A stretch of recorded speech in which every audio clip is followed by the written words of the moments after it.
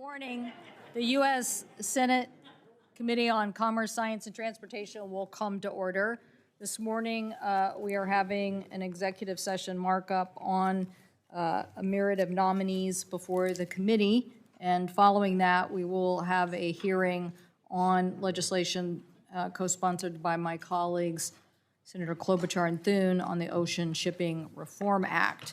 I want to first start this morning by thanking all my colleagues for being here. I certainly appreciate what it takes to get everyone here and participating in an executive session like this. And I know that many of our colleagues, I don't know what it was during the recess, but have had various issues. And so I'm so glad to see everyone here today.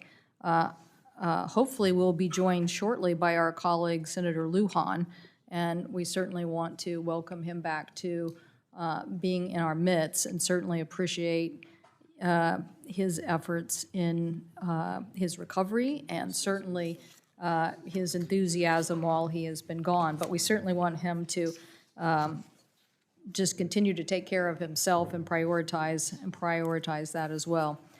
We're here today for several important nominations.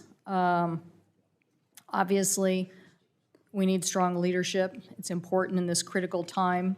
It's important in shoring up our infrastructure, our supply chain, access to broadband, tackling consumer privacy and protection. And we need key leaders in positions to ensure incoming federal funding is used efficiently and effectively. And all of us today know that these nominees are familiar with these subjects. Yay!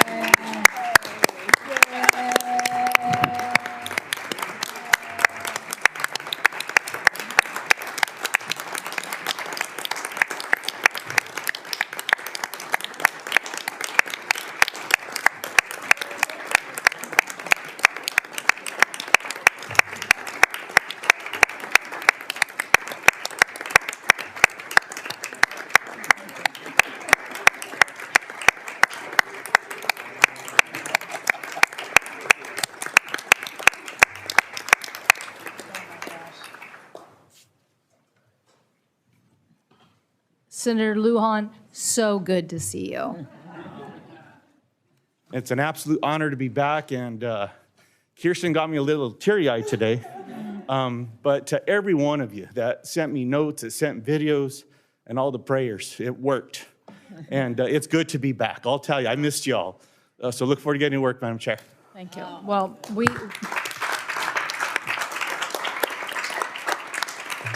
we love you, Ben Ray, and we're glad you're here with us today.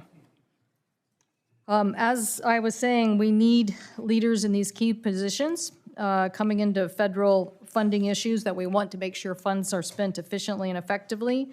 And today's nominees are familiar with this committee, many of them receiving bipartisan support. So today it is important to confirm the Department of Transportation nominees Christopher Coase to be Assistant Secretary of Transportation Policy, and Moshe Said, who has been nominated to serve as Assistant Secretary for Government Affairs.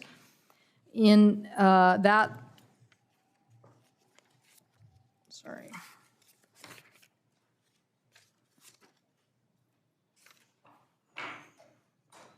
we also need to make sure that Gigi Sohn has been nominated to be Commissioner of the Federal Communications Commission, will play an important role in broadband services. Over the past several months, this committee has had many hearings on accessing issues on the supply chain, and we're about to hold another one related to the shipping sector. We need to do everything we can to make sure that we're improving our resiliency and America's competitiveness. Several nominees we'll be voting on today played key roles in helping medium and small enterprise centers be competitive. Under the Undersecretary for Standards, Technology, and Director of National Institute of Standards and Technology, Dr. Lori Lacasio, will provide a seasoned leadership of the agency, which develops technology metrics, standards to drive innovation and economic competitiveness for U.S. companies. Additionally, Grant Harris has been nominated to be Assistant Secretary for Industry Analysis at the Department of Commerce, and Arun Venkataram has been nominated to be Assistant Secretary of Commerce and Director of General Director General of U.S. and Foreign Commercial Services at the Department of Commerce. He will also be voting on nominees who will play roles in protecting consumers from harm. Alvaro Bedoya has been nominated to be the Commissioner on the Federal Trade Commission. I believe he's the right person to carry out the FTC's mission. Additionally, Ms. Boyle has been nominated to be the Commissioner at the Consumer Product Safety Commission, where she'll play a critical role in preventing hazardous materials from reaching consumers. And finally, we'll be voting on several nominees who will provide a vital role in leadership to implement changes to increasing innovation and foster international competition. Janie Bavishi has been nominated to be the Deputy NOAA Administrator, and Carol Annie Petsonk has been nominated to be DOT's Assistant Secretary for Aviation and International Affairs. So again, thank you for everyone getting here today, and now I'll turn to Ranking Member Wicker. Thank you, Madam Chair. There are things that transcend partisanship in politics, and I want to join every member of this committee to tell you how much it means to have Ben Ray Lujan back with us. You're looking good. I notice you have a haircut. You may start a trend, but it's trying to look like Tester. There you go. Well, that is a consummation devoutly to be avoided. Senator Cantwell, thank you for convening this executive session to vote on a number of important nominations within the committee's jurisdiction. I will support many of these nominations today, as I did when the committee considered these particular nominations last year. However, I cannot vote to report the nominations of Gigi Sohn to be a commissioner of the Federal Communications Commission, Alvaro Bedoya to be a commissioner of the Federal Trade Commission, and Mary Boyle to be a commissioner of the Consumer Product Safety Commission. The committee has held 2 hearings to consider Ms. Sohn's nomination to serve on the FCC, and she answered numerous questions for the record which were submitted to her after these hearings. I do appreciate Ms. Sohn's willingness to be responsive and to engage with the members of the committee, but unfortunately, the committee's vetting process has clarified that she's not the right choice to fill this vacant seat at the FCC. The settlement agreement, which she signed between Sports Fans Coalition New York and broadcasters, will continue to cause an appearance of conflicts of interest if she is confirmed. Further, her voluntary recusal from participation in any proceeding concerning retransmission consent or television broadcast copyright only increases questions about the need for further recusals, and its voluntary nature means that it can be withdrawn or nullified in the future. So I'll vote no on reporting her nomination today. Similarly, I will not vote to report the nomination of Mr. Bedoya to be a commissioner at the FTC. I remain concerned by the frequency with which he has publicly expressed divisive views on policy matters rather than using a more measured and unifying tone. There has been a troubling trend of politicization at the FTC, which we have not had in the past. And I fear Mr. Bedoya would not bring the cooperative spirit that is so greatly needed. I also continue to have concerns about the significant recent administrative failures at the CPSC during Mrs. Boyle's tenure as executive director, including the improper disclosure of unredacted manufacturer and consumer data. My committee investigation determined that the unauthorized release of this data, which violated Section 6B of the Consumer Product Safety Act, was the result of insufficient training, ineffective management, and poor information technology implementation. I also remain troubled by the CPSC's curtailing of port inspections during the pandemic and Ms. Boyle's involvement in this decision, along with her participation in the deficient and prolonged process of fully returning CPSC staff to the ports. I yield back to you, Madam Chair. Thank you, Senator Wicker. Now I will recognize Senator Klobuchar for a motion. I move that PN 1541, the nomination of Alvaro Bedoya of Maryland to be a commissioner of the Federal Trade Commission, be favorably reported. Second. Thank you. Is there a second? Thank you. The clerk will call the roll. Ms. Klobuchar, Aye. Mr. Blumenthal, Aye. Mr. Schatz, Mr. Markey, Mr. Peters, Ms. Baldwin, Ms. Duckworth, Mr. Tester, Ms. Sinema, Ms. Rosen, Mr. Lujan, Mr. Hickenlooper, Mr. Warnock, Mr. Wicker, No. Mr. Thune, Mr. Blunt, Mr. Cruz, Mrs. Fisher, Mr. Moran, Mr. Sullivan, No by proxy. Mrs. Blackburn, No by proxy. Mr. Young, No by proxy. Mr. Lee, No by proxy. Mr. Johnson, No by proxy. Mrs. Capito, No by proxy. Mr. Scott, No by proxy. Ms. Lummis, No by proxy. Ms. Cantwell. Aye. The ayes are 14, the noes are 14. The committee will report the tie vote to the Senate floor. I also recognize Senator Klobuchar for further motion. I move that PN 1536, the nomination of Gigi Sohn of the District of Columbia to be a commissioner of the Federal Communications Commission, be favorably reported. Is there a second? Second. Thank you. I think there's a request for a roll call vote. Clerk will call the roll. Ms. Klobuchar, Aye. Mr. Blumenthal, Aye. Mr. Schatz, Mr. Markey, Mr. Peters, Ms. Baldwin, Ms. Duckworth, Mr. Tester, Ms. Sinema, Ms. Rosen, Mr. Lujan, Mr. Hickenlooper, Mr. Warnock, Mr. Wicker, No. Mr. Thune, Mr. Blunt, Mr. Cruz, Mrs. Fisher, Mr. Moran, Mr. Sullivan, No by proxy. Mrs. Blackburn, No by proxy.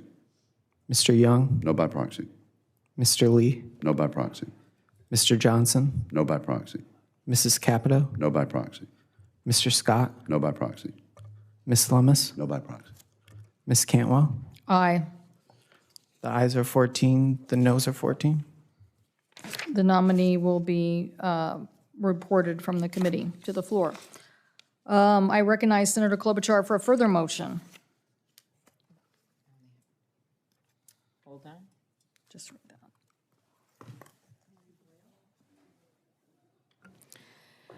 I move that PN 1542, the nomination of Mary Boyle of Maryland to be a commissioner of the Consumer Product Safety Commission, be favorably reported. Is there a second?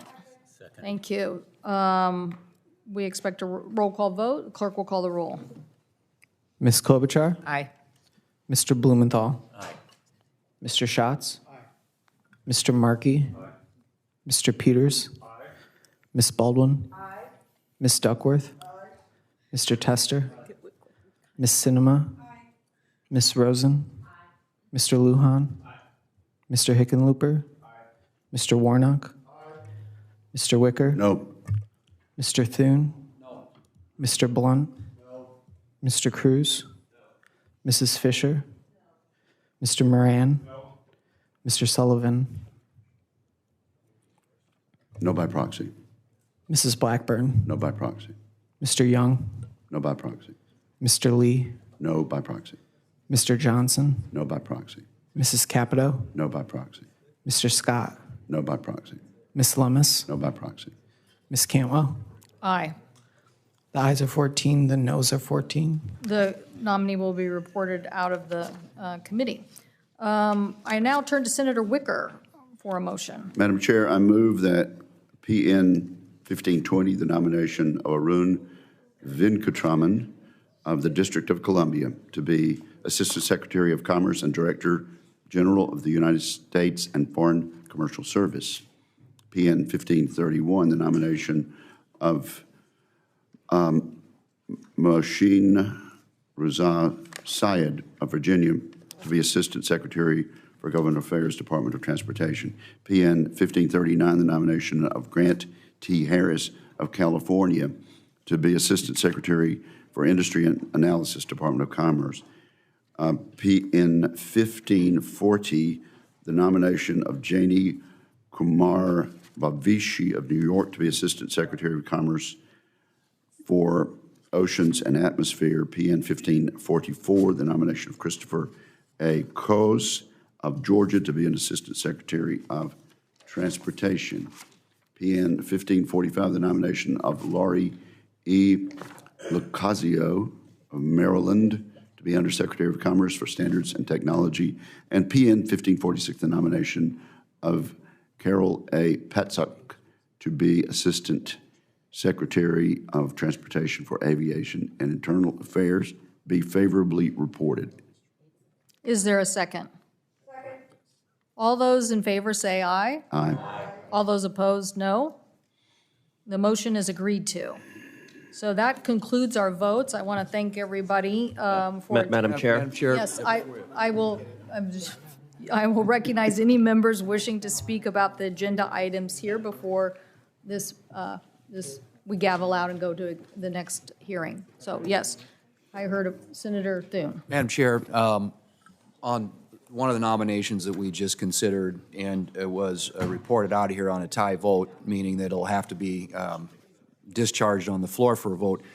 I just want to submit for the record a letter from one of our former colleagues, Senator Heidi Heidkamp, regarding the Sohn nomination, entitled "Sohn is Wrong for FCC and Rule America," in which she makes the point that throughout her career and public statements, Ms. Sohn has consistently demonstrated hostility toward rural broadband. And so I would ask to have this submitted as part of the record and members of this Without committee objection. for their consideration. Madam Chairman? Yes, Senator Blunt. Madam Chairman, on the Bedoya nomination for the FTC, you're aware of my frustration with the FTC on a attempted purchase of a company in Missouri that's an ag company, a pet food company. They have about 160 locations, a family put together over 2 generations. Now, Mr. Bedoya on his own said he really didn't have any philosophy about mergers and acquisitions. I personally think the philosophy at the Trade Commission, at the Federal Trade Commission on this topic is really misguided right now.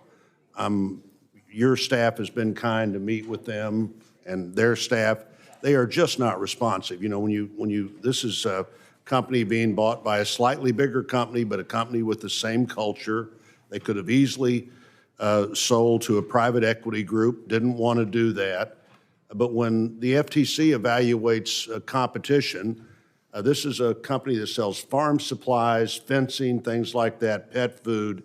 The FTC believes that Home Depot is not a competitor, that Lowe's is not a competitor, that Chewy is not a competitor, that Amazon is not a competitor, unless you have an exact duplicate of this company that's been pieced together over 2 generations and doing various things, somehow it's not a competitive environment. I continue to be frustrated by it. If this nominee goes to the floor, I'll put a hold on his nomination until the FTC is more responsive and more reasonable about looking at this and other potential acquisitions that I'm aware of. And I do want to thank you and your staff for sharing my interest in this, but it appears not to have made much difference that we're interested in it.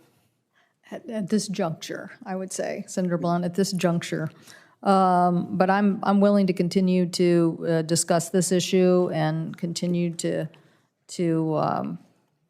discuss any competition issue, really. I feel like we're in a changing dynamic world, and I think that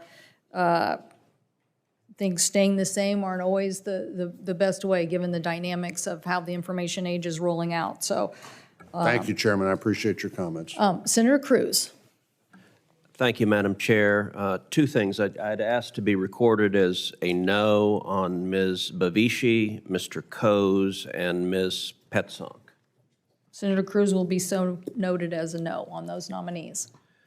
So, Madam Chair, I want to speak briefly about one of the nominees that just received a tie vote, and that is Gigi Sohn. And I would note I also have very significant concerns about Mr. Bedoya that I expressed at his hearing, and I would reiterate those concerns. But for the purpose of this markup, I want to focus on Ms. Sohn. Look, there are a lot of significant substantive concerns with this nominee. I think former Senator Heidkamp's letter is interesting, and I hope at least some Senate Democrats take it to heart. My principal concern with Ms. Sohn is that she has expressed a significant willingness to use government power against political enemies and to use government power as a tool of censorship.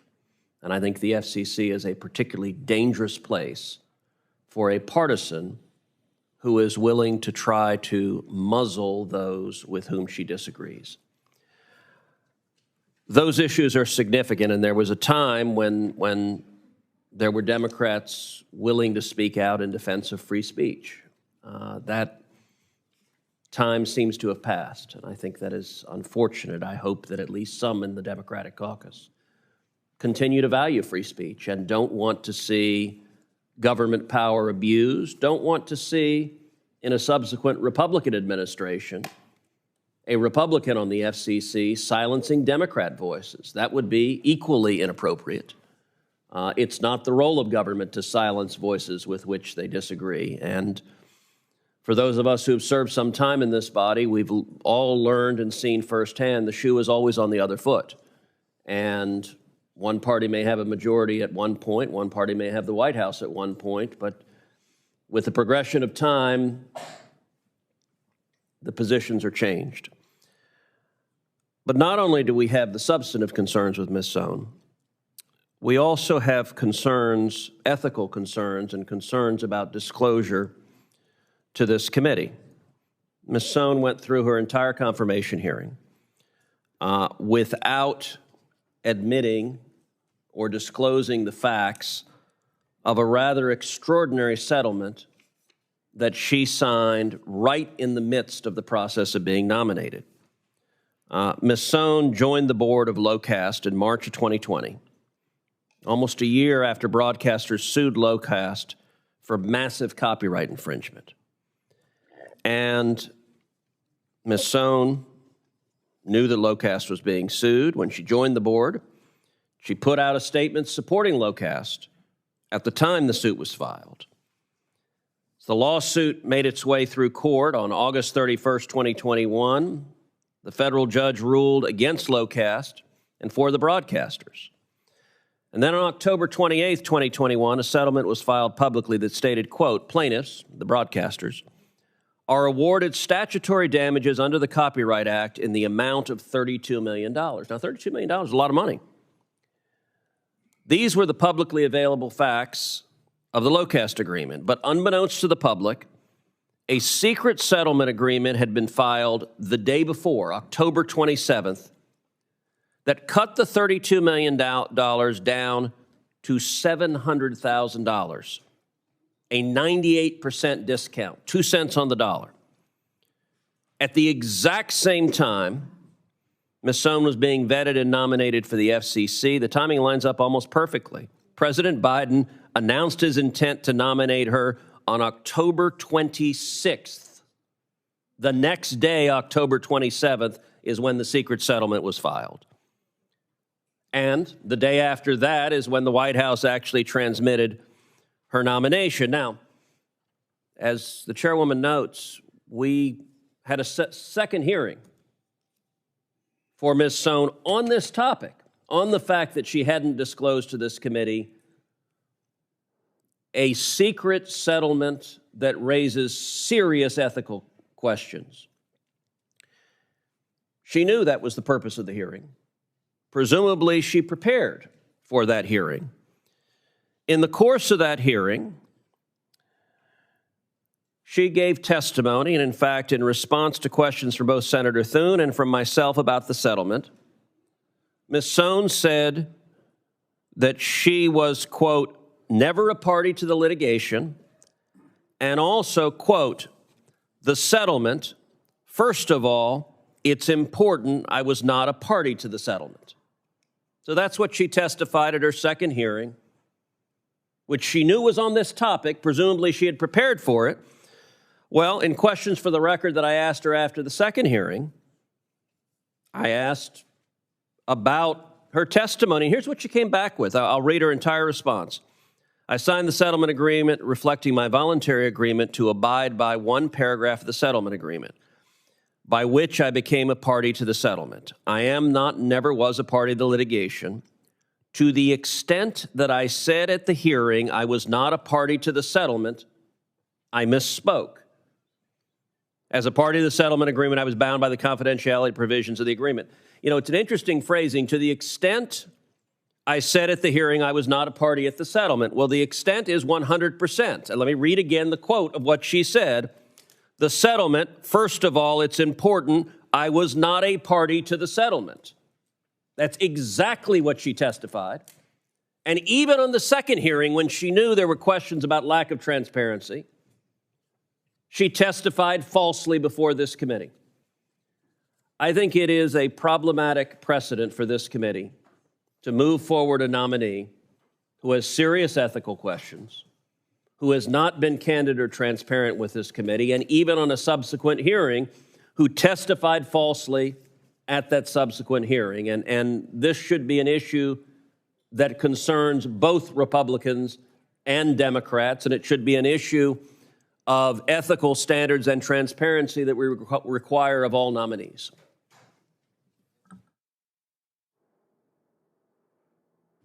Senator Cruz, thank you for your statement. Obviously, I disagree. I think that President Biden has nominated, and now we've passed out of committee to the floor for its consideration, Gigi Sohn. And one of the reasons why we had a second hearing was to review the case in detail. And so I appreciate that everybody was here and had a chance to ask those questions.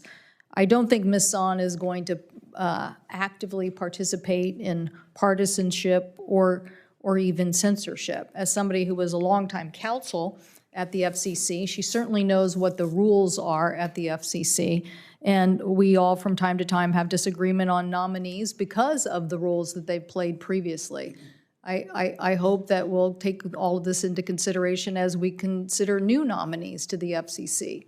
It could be that someone here from our very staff would be the next nominee. Are we going to say that they're too partisan to be on the FCC, or that they will take action against someone? I know that you and I have a feeling, I don't know for sure, but I have a feeling that you and I are going to spend a lot of time on this definition of freedom of speech. And I welcome it, because I know that you are sincere. I want to get a privacy bill. I want to get new regulations in place. I'd like to do something that our colleagues, Senator Thune and our colleague from Hawaii, Schatz, have proposed. But I know it's going to take a lot of work to dissect this correctly. So I'll look forward to working with you on that issue. So if... Madam Chair. Yes, Senator Wicker. I'm sure you didn't mean to say that this committee had reported the Sohn nomination to the floor. Because that is not what transpired today.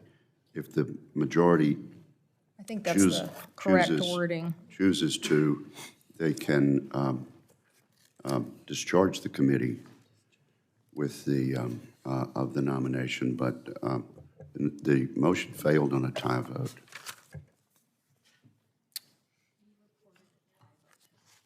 Yes, thank you. We're reporting a tie vote to the floor.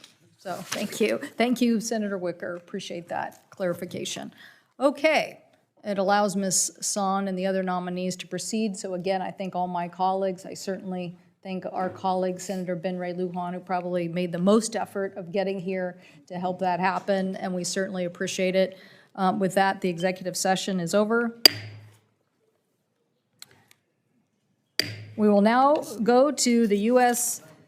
Senate Committee on Commerce, Science, and Transportation full committee hearing on Ocean Shipping Reform Act legislation co-sponsored by my colleagues, Senator Klobuchar and Senator Thune. I want to, at the start, welcome our two nominees. Our two commissioners. Thank God. Yeah. Thank you. Yeah, thank you. Our two Federal Maritime Commissioners who are here this morning to join us and testify, Mr. Maffei and Ms. Dye. We will evaluate Bipartisan Ocean Shipping Reform Act, which was introduced by my colleagues, Senators Klobuchar and Thune, and co-sponsored by 24 bipartisan members. During the COVID-19 pandemic, consumers spent more on e-commerce goods that were shipped from overseas, and from 2019 to 2020, we saw a nearly 32% increase in e-commerce spending, and from 2020 to 2021, we saw another 14% increase. So the arrival of these imports has led to record volumes at U.S. ports. In 2021, the ports of Los Angeles and Long Beach moved 19 million containers for the first, 10 million containers for the first time ever. In the state of Washington, the Northwest Seaport Alliance saw a 15.4% increase in container volume over the last year. This unprecedented volume continues to cause massive backups of ships offshore, and as of yesterday, 30 vessels are anchored or loitering, waiting to access ports of Los Angeles and Long Beach. As the economy has roared back, ocean shipping and companies have struggled to keep with the demand, and freight costs have soared. The pandemic shipping rates for a 40-foot container was about $1,300. By 2021, the cost jumped to $11,000. That's a 746% increase in freight costs. This increase means U.S. consumers are paying higher prices for goods every day. In November of 2021, a United Nations report found that if container freight rates continue at this pace through 2023, the cost of importing goods could increase by 11%, which would raise consumer prices again. The committee worked tirelessly with numerous provisions that were included in the bipartisan infrastructure law and made a historic $2.25 billion investment in port infrastructure and development. The total bill included $28 billion for freight infrastructure over the next 5 years, including $3 billion for at-grade crossings, which are known to be part of the supply chain bottleneck problem. We also know that there was a robust federal maritime, we also know we need a robust federal maritime commission, and we passed out a nominee to join you, Max Vekich, who I think has been sworn in as a member. Today, we are taking another important step by holding this Ocean Shipping Reform Act hearing. This bill would significantly strengthen the commission and provide tools to crack down on unfair practices. The bill would direct commissioners to establish rulemaking to address unfair detention and demerge charges, these unfair fees being passed down to consumers. A 2021 report on the 20 business ports found that detention and demerge charges nearly doubled between 2020 and 2021. I will have specific questions to the FMC members today about that. As we've heard from our witnesses at a previous hearing that we had on unshared shipping practices chaired by our colleague from Michigan, we know that these costs are being passed on to the consumers. In addition, these unreasonable charges, we need to address the complaints that our constituents have that we've heard from many of the important industries across the state of Washington. According to the Agriculture Transportation Coalition, impacted farmers include hay and potato farmers from Washington, cotton growers from Mississippi, pork from South Dakota, soybeans from Minnesota, paper products from Tennessee, almonds from California, dairy from Wisconsin, poultry from Georgia, and citrus from Florida. We're proud in what we make and grow in the United States of America, and we expect it to get to its destinations in a timely fashion. It is unfair that these consumers are being gouged with these high prices, and our very important growers can't get their products to market in a timely fashion. So today we'll hear from the Federal Maritime Commissioner Chair Daniel Maffei and Republican Commissioner Rebecca Dye. We want to hear from you about what you think needs to be done to help address this issue. We want to know what tools in the Ocean Shipping Reform Act you can use immediately, if passed into law, that would help you find real solutions for the market today. We need a commission to offer real and immediate solutions to those farmers to get those products to these global markets. So with that, I'll turn over my colleague, Senator Wicker, for his opening statement. Thank you so much, Madam Chair. Americans continue to feel the impacts of transportation supply chain disruptions. Unfortunately, these bottlenecks show no signs of letting up, with freight congestion expected throughout the year 2022. And let me just note, Madam Chair, there are only 100 senators. Members of this committee have had to scatter for any number of important meetings, but that does not take away from the fact that this is a vitally important subject today. We've seen the images of dozens of ships waiting to unload, but the lack of port terminal and warehouse space, limitations on intermodal equipment, and workforce disruptions are just as consequential, but less visible. All of this makes it harder for truckers and railroads to move containers. On top of all this, vaccine mandates at our land borders are hindering the transportation of goods. It would be impossible to cover the supply chain challenges in one sitting, but I appreciate today's targeted hearing on Ocean Shipping Reform Act and other relevant measures. I hope this committee's next step is a markup on supply chain legislation. I, along with others, have bills that would help ease the movement of goods. I also want to reiterate my call for additional hearings with witnesses from the administration and land-side transportation operators. Unfortunately, the administration's purported solutions have had little impact.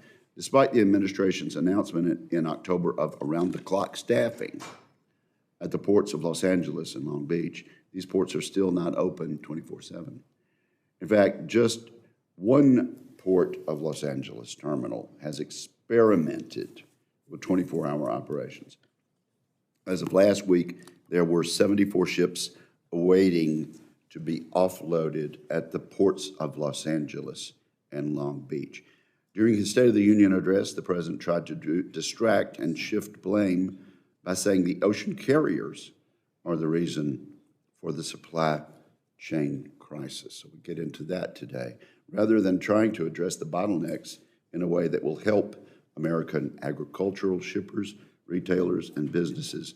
The president appears more interested in finding someone to blame rather than finding solutions. The administration has also been pushing contradictory policy. On the one hand, the administration wants to stop unreasonable detention and demerge fees, which I agree with. On the other hand, the administration touts its support for the high dwell fees that have been threatened by the ports of Los Angeles and Long Beach. These are just demerge fees by another name. Further, I've been disappointed by the administration's resistance to modernizing port and freight operations. Automated terminals and trucks would improve efficiency and transparency. I welcomed the president's signature of the Bipartisan Infrastructure Bill, which includes much-needed investments in traditional infrastructure, such as the Port Infrastructure Development Program. This program, which I authored in 2018, provides funding to improve the safety, efficiency, and reliability of goods movement in port and intermodal facilities. Last year, I introduced the Freight Act with Senators Capito, Moran, Young, Blackburn, Thune, and Sullivan. This legislation would streamline the licensing process for truck drivers, address unlawful shipping conduct, and provide oversight of transportation operations. Senator Blackburn has legislation to incentivize a private sector-led chassis pool in Memphis as a major inland intermodal hub for marine containers. Memphis needs to operate more efficiency. I want to applaud Senators Klobuchar and Thune for introducing the Ocean Shipping Reform Act. American importers and exporters expect fair and transparent rules. This bill would take steps to eliminate harmful practices within the shipping industry. Many of the solutions to our supply chain crisis should come from the private sector, and Congress should avoid new federal regulation or legislation which might undermine the fluidity of the freight system. I want to thank Chairman Daniel Maffei and Commissioner Rebecca Dye for being here today. I appreciate the chance to hear the commissioners' views on the tools they have to improve the oversight of the shipping industry. My friend Senator Thune has worked diligently on Ocean Shipping Reform Act. Senator Thune, do you have an opening statement? I do, sir. Madam Chair, I request the indulgence of the committee in allowing. Well, I was going to let Senator Klobuchar. No, it's fine. Why don't you let Senator Thune? It's really fine. Okay. Senator Thune. Thank you, Madam Chair, and Senator Wicker.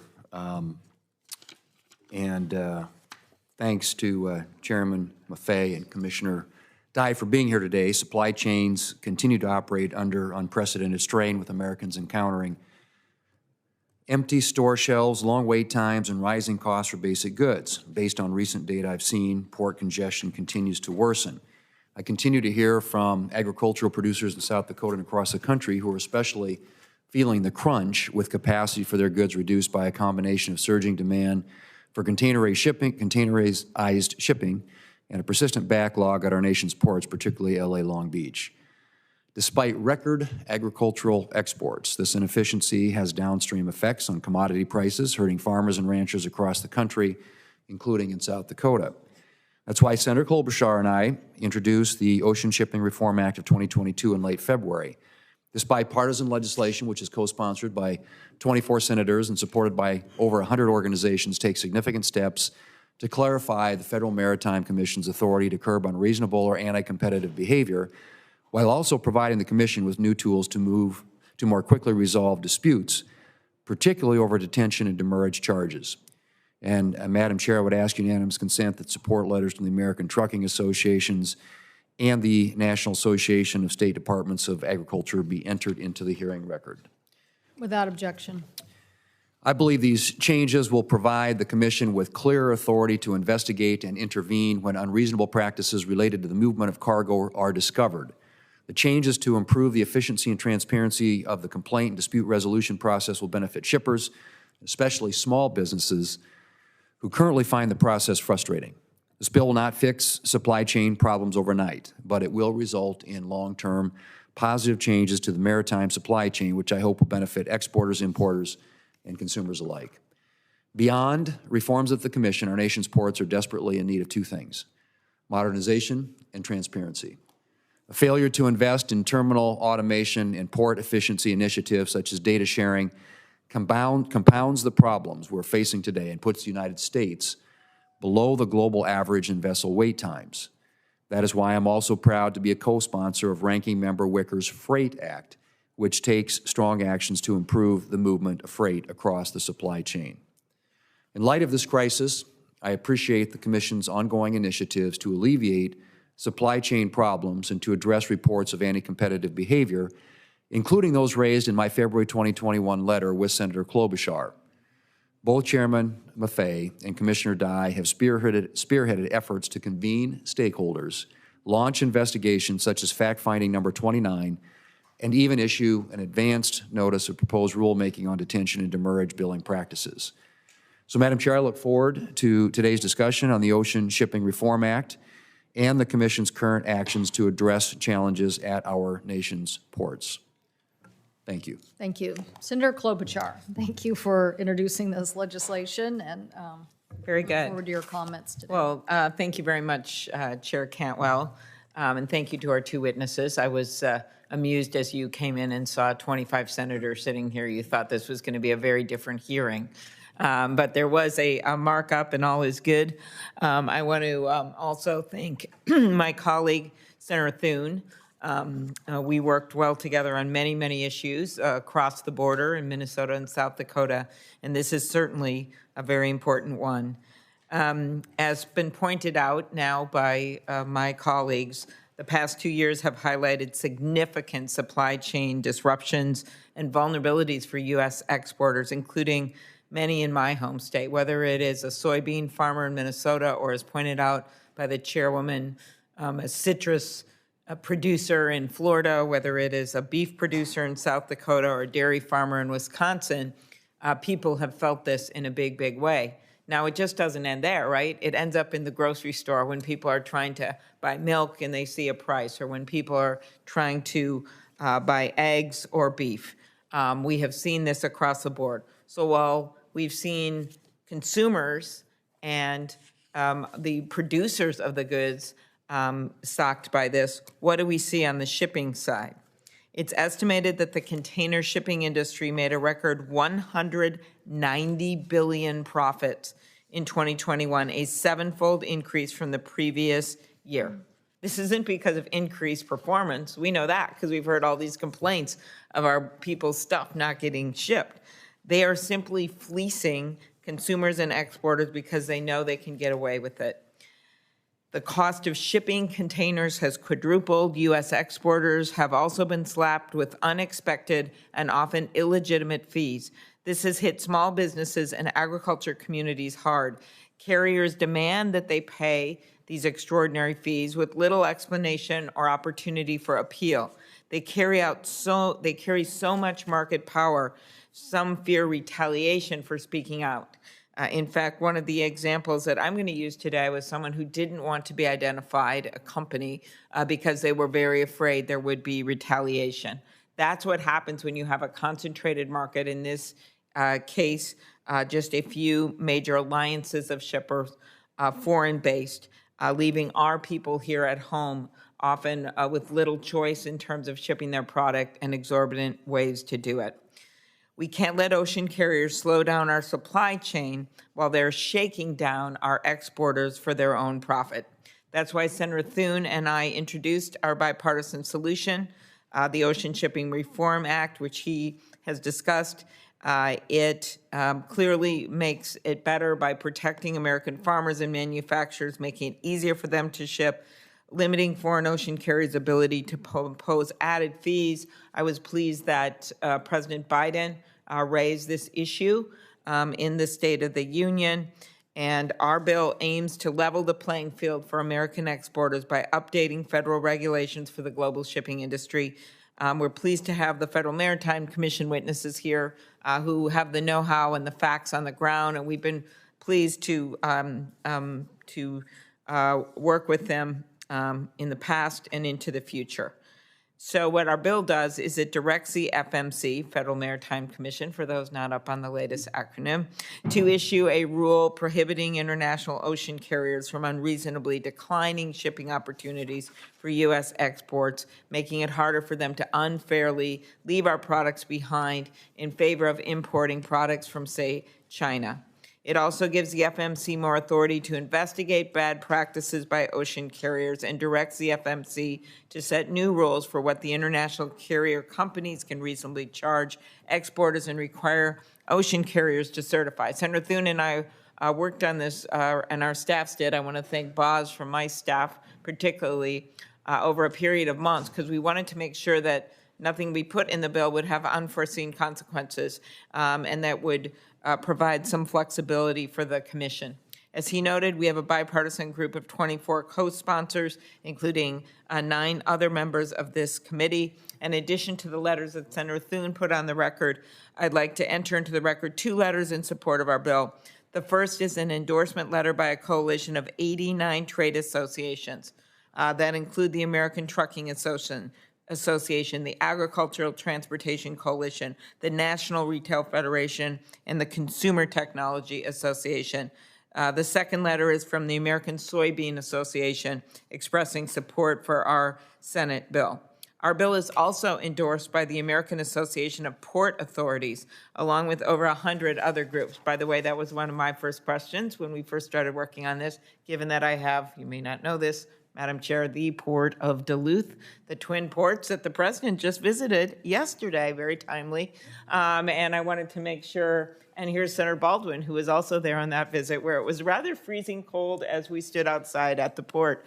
The point of it is that it is really good that we also have the support of the port associations.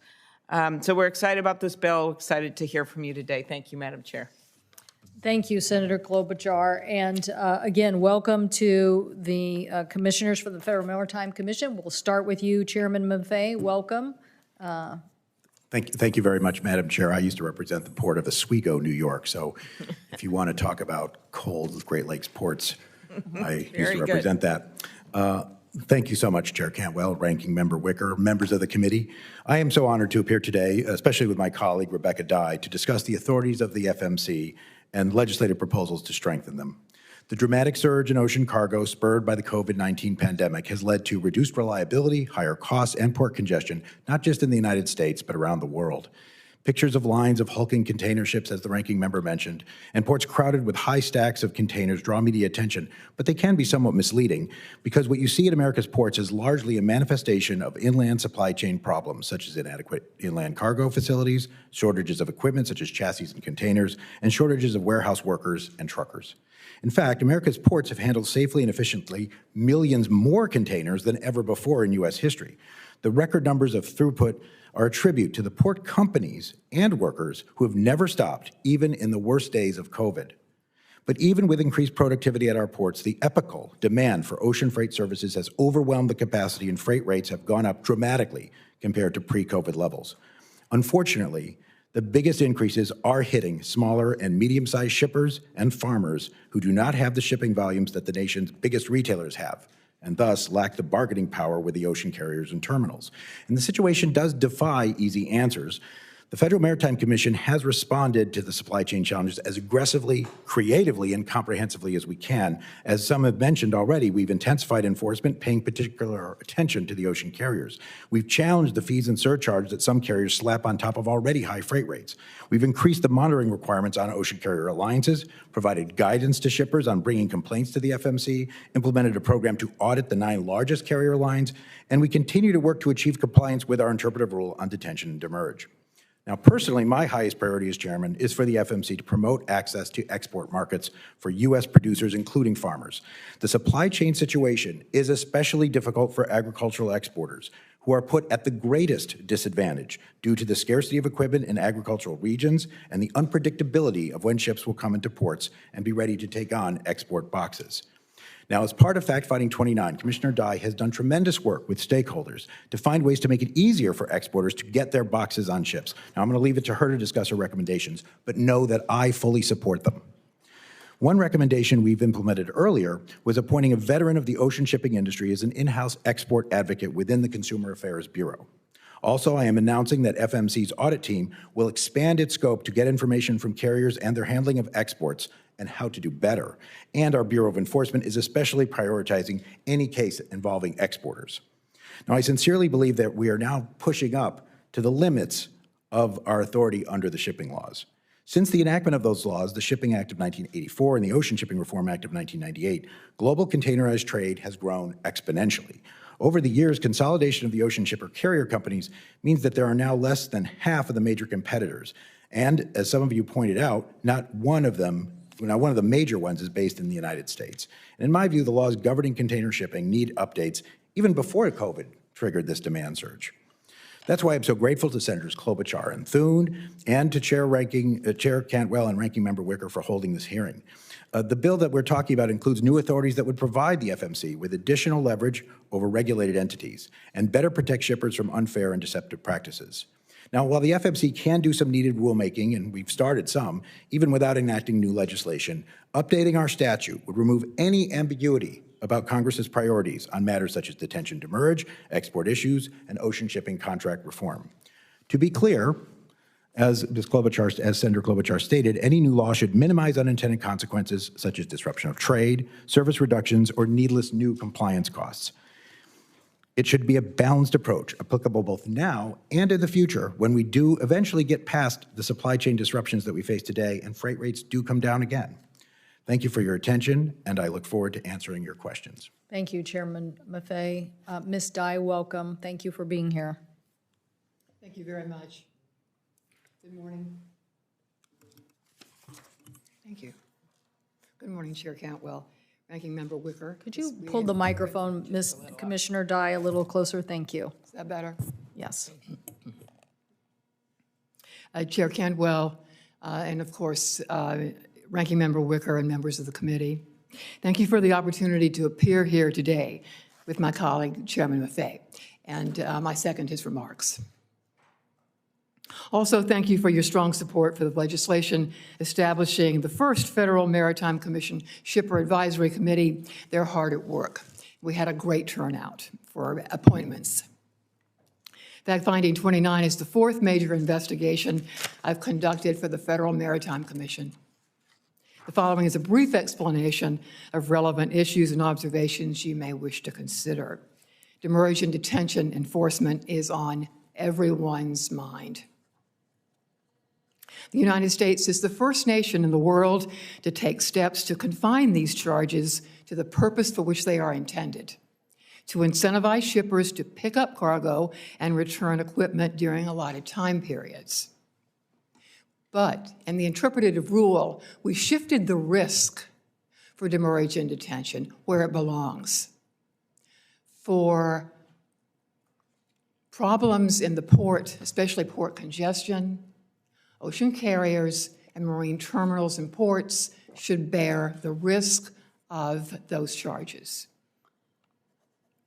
A major misunderstanding surrounds the nature of the demurrage and detention interpretative rule. The rule is not mere guidance. The rule provides that interpretation of demurrage and detention charges as potential unreasonable practices under the section of the Shipping Act that requires carriers, ports and terminals, and intermediaries to have reasonable practices. Today, we're actively investigating potential violations and resolving filed complaints concerning demurrage and detention unreasonable practices. Of course, whether it's through filing a complaint or giving notice to the Commission's Bureau of Enforcement, we need facts from shippers to pursue demurrage and detention violations. And I can assure the committee that if any of my colleagues heard even any indication of retaliation, we would act. And we appreciate your strengthening those retaliation provisions in legislation.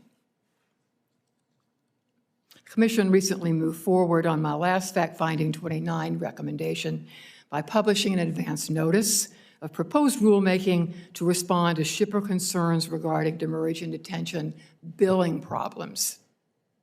The Commission is also cooperating with the Port of Los Angeles in a 6-week experiment to determine the information contained in their port optimizer, whether or not it would be useful to our enforcement actions on demurrage and detention. The ultimate goal of these efforts, of course, are to require ocean carriers to change their billing systems and avoid billing shippers for unreasonable demurrage and detention charges in the first place. For some time, I've been concerned that many service contracts for carriage of cargo entered into between shippers and ocean carriers lack mutual commitment. This ambiguity about mutual enforceability in these so-called contracts may cause severe consequences to shippers, especially exporters during times of high demand for cargo space, because they are not protected with binding contracts for the space they need.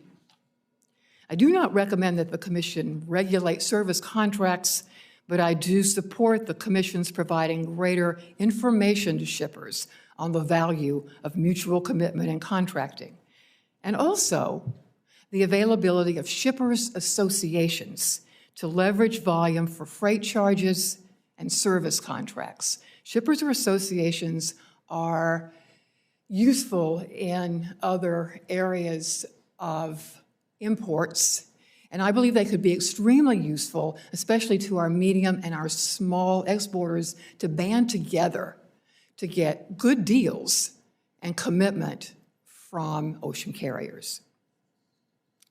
I will continue to work with our stakeholders and FMC supply chain innovations teams as we work now to bring Fact-Finding 29 to a close. I promised my colleagues that I would continue this effort as long as the pandemic continues. And now we all hope and pray that we're moving out of this, and we are bringing this investigation to a close and moving on to a next phase. Of course, the Commission will continue to focus enforcement resources on unreasonable demurrage and detention. And we have several interim final recommendations that I included in my written statement. One of those is beginning a new outreach program to provide guidance on maritime terminology. It's very important about merchant haulage. What I do is target particular problems in the supply chain and work diligently to fix those. But one of my final recommendations that's extremely important to exporters is a program that I started years ago that they found was very responsive to their problems, called Rapid Response Program. All of the CEOs of carriers USA promised, and have promised me personally again, to respond by picking up the phone if our head of consumer affairs calls and says, we have an emergency right now and you need to respond. And of course you can imagine, if the CEO makes a call, the problem gets fixed. And we're starting that again, and like my colleague, we are doing this and other things, and we're pleased to hear from you today with other suggestions and continue to work with you to improve the shipping environment for our American exporters. I appreciate it. Thank you. Thank you. Thank you, Commissioner Dye. I'm going to start with Senator Klobuchar and then go to Senator Fisher. Well, thank you very much, Madam Chair, for allowing me to do that. I know you know a little bit about shipping, being the chair of this committee, as well as from the great city of Seattle.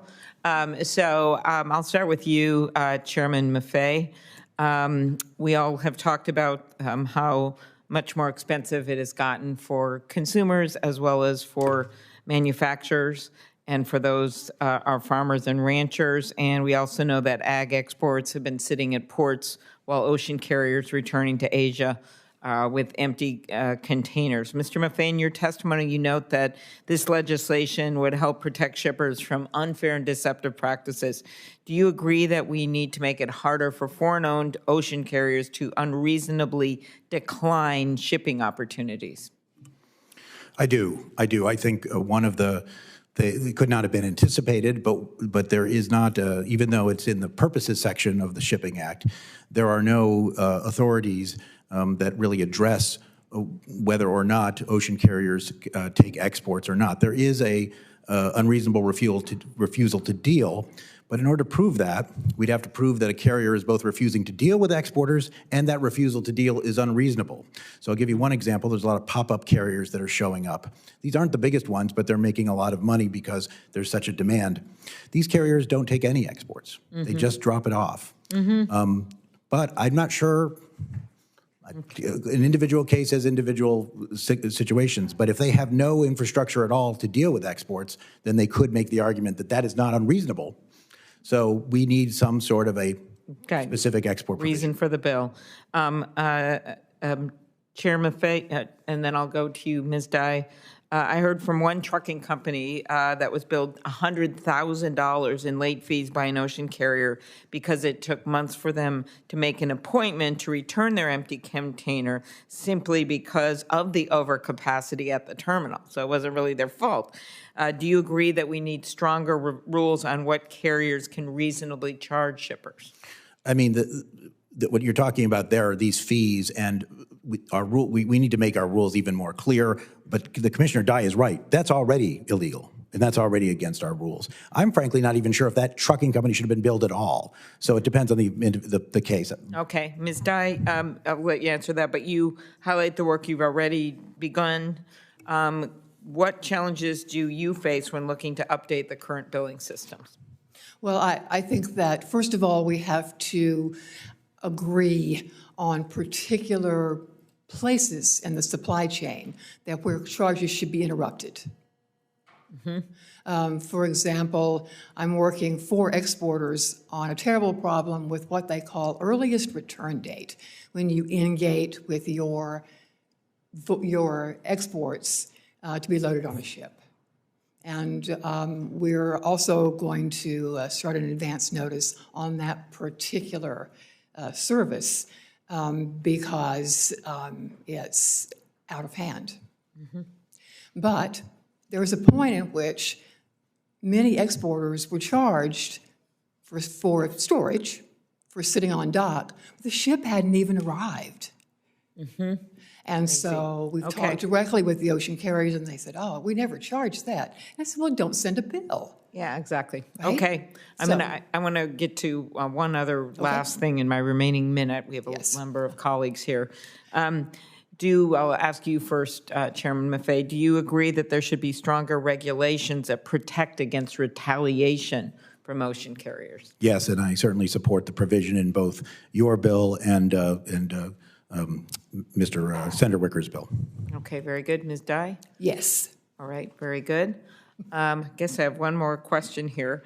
Can you speak to the investments in our infrastructure? And this is the bipartisan infrastructure bill. A number of senators on both sides, they all supported this. How this could help at the ports? It's like water on a dry desert. I just came from LA. I was there less than 48 hours ago. The ports, they need more, and they can quibble about the number and wish they had even more. But finally, they feel they've been recognized. Finally, they feel there's a line item specifically for them, and it will do tremendous good. Unfortunately, that's not overnight. It takes a while to build out these facilities, and particularly those, rail and in-yard things that you really need. Very good. Yes. One thing I want to point out as chair of the antitrust subcommittee, separate issue, and I'll have you maybe I'll talk to you about this at the end when our colleagues are done. We'll stay as long as you want, Senator. Yeah. The top three allowances control 80%, as you know, of foreign shipping of the global container ship capacity and 95% of Asia-Pacific trade lines.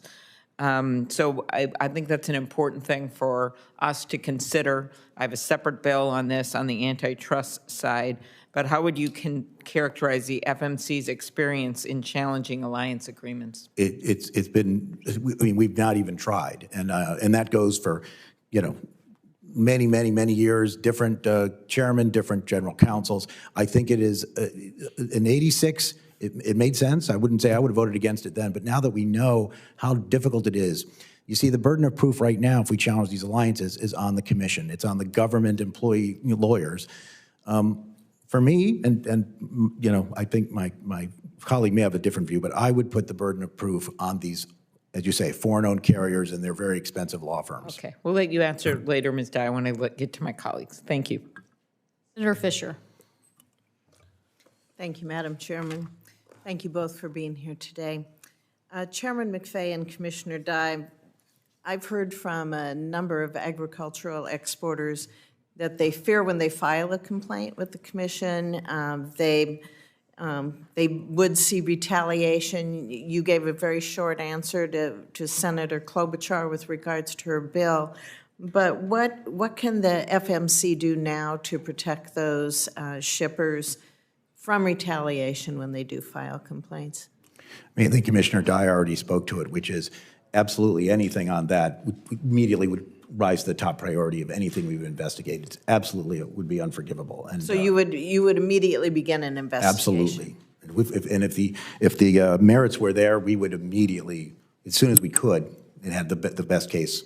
And how many detention and Demerge complaints have been filed with the FMC against ocean carriers for any unfair practices since the start of the pandemic? Well, one way I could answer that question is not enough, because we've gotten, like you, hundreds and hundreds of complaints where people don't want to put their names on it because they're concerned about one thing or another. In terms of the complaints that we've actually gotten where people are willing to file a formal complaint, it is in over 100. And we're trying to investigate every single one of them. We have 3 cases already, specific cases. They're called orders of investigation, essentially indictments, but of 3 specific carrier lines, and I expect more to come. But there are a number of them. Sometimes the facts don't allow it. Sometimes the carrier lines are following the letter of the rules, but not the spirit. But there are also legitimate cases, I believe. Do you think that something can be changed with the filing process to improve it so it's not such a long, arduous process? I would love suggestions. We've tried to. We have a consumer affairs bureau. We've beefed up that. I put a specific, this export as Commissioner Dye and I discussed but long before that, we're trying to figure out ways to help them file it. I actually think that the kinds of coalitions that Rebecca Dye is talking about, they can help, and we've been talking to them. But that doesn't mean I don't want to do more, but any ideas you or your staff or your constituents have, I'd be very willing to listen to. Did you have anything to add on that, Commissioner? Oh, yes, Senator, I agree with the chairman. We have a complaint process that's sort of like a small claims court. Many of our shippers have had good results with that, and I'd like to see that expanded and adapted in other ways. As the chairman says, what you hear will be valuable to us to know. I spend most of my time talking to shippers, but there's always more. Okay. So we appreciate it. Thank you. Commissioner, you've made a significant contribution to the Ocean Shipping Reform Act in 1988, and I think you offer a unique perspective. What other tools are at the FMC's disposal to prevent congestion when demurrage charges fail to influence the shippers to pick up that cargo? We have just about reached the limit on our ambitions for a small agency, but we have lots of. I know the chairman and I have lots of additional thoughts and programs. I prefer outreach. I think that our ocean carriers will say, "Oh, our business is not that complicated. It's terribly complex. It's hard to understand." And I thought about podcasts, for example, and a way for us to talk to our shipping public and help them through some of these complexities to their benefit. Okay. Can you explain how peel-off works and what advantages are there to manage containers in this manner? Peel-off is extremely useful, especially to some of the marine terminals in Long Beach. And large shippers just simply consolidate cargo in one area, and they take it to a different location for the shipper to pick up, and it's effective. It doesn't work for all of them as a business model. But it's a good idea. In October 2021, the White House announced that the Port of Los Angeles would expand to a 24-hour operation, which would be consistent with the Port of Long Beach. However, the local warehouses don't operate those same hours. Mr. Chairman, what benefit is there for the ports of Long Beach and for Los Angeles to have that 24/7 operation if the dock warehouses don't have the same hours? Well, the answer is, of course, you need them both to. There's a chicken and egg problem here. Where do you start? Because the warehouses would say, well, why would we open 24 hours if the port's not open? That's why all the stakeholders have to work together. This problem's not going to be solved by the FMC or even by the U.S. Senate. It's going to be solved by the stakeholders. That's why we focus so much, in particular Commissioner Dye with her incredible connections, to try to convene and talk to them, and frankly, occasionally to call out when we don't think that various parties are willing to even discuss stuff. I will say that 24/7 is a phrase. Any kind of off-peak ability, anything that gives truckers and shippers, and particularly ag shippers, flexibility, doesn't have to be 24/7, maybe, but late nights, Saturdays, Sundays, whatever works. It shouldn't be dictated beforehand. But we need everybody to sort of jump at once. So your point is well taken.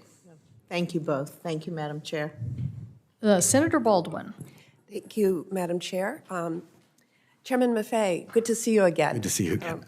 I understand that you will be in Milwaukee tomorrow. I will be. And yeah. So I really wanted to just It's not cold enough here, ma'am. That's right. Well, it's warmer in Milwaukee for Wisconsin is down south. I apologize, of course. And we had a very chilly but warm experience in northern Wisconsin. I'm going to be talking to the yesterday. soy growers. Yes, so I just wanted to express my appreciation for speaking directly with growers and agricultural shippers across the Midwest about the solutions to challenges in our global supply chain. The agriculture industry is really bearing the brunt of supply chain disruptions, and dairy farmers and other agriculture exporters in my state are looking for immediate and long-term solutions for these issues. So it's why I'm a co-sponsor of the Klobuchar-Thune legislation. But I just wanted to appreciate your visit to Milwaukee, Wisconsin. Thank you, and I'll share that with the other commissioners, because all five, Mr. Vekich is too new, so he hasn't done a lot of traveling, but the four of us, we've traveled a lot. COVID has made that difficult, so we've had to travel virtually. But one of our key components is getting out. One of the things we appreciate is our independence, and having five of us, frankly, is very, very helpful for doing that. So I appreciate it. And I know we served one term together when I was very, very junior, and you were, of course, very senior. So you may not know, but my family's background is dairy. My grandmother grew up on a dairy in upstate New York. We don't do dairy anymore for the reasons that you might guess. Well, thank you. Commissioner Dye, in testimony before the Maritime Subcommittee last summer, you noted that improving the availability of chassis would be critical as trade volumes recovered from the pandemic.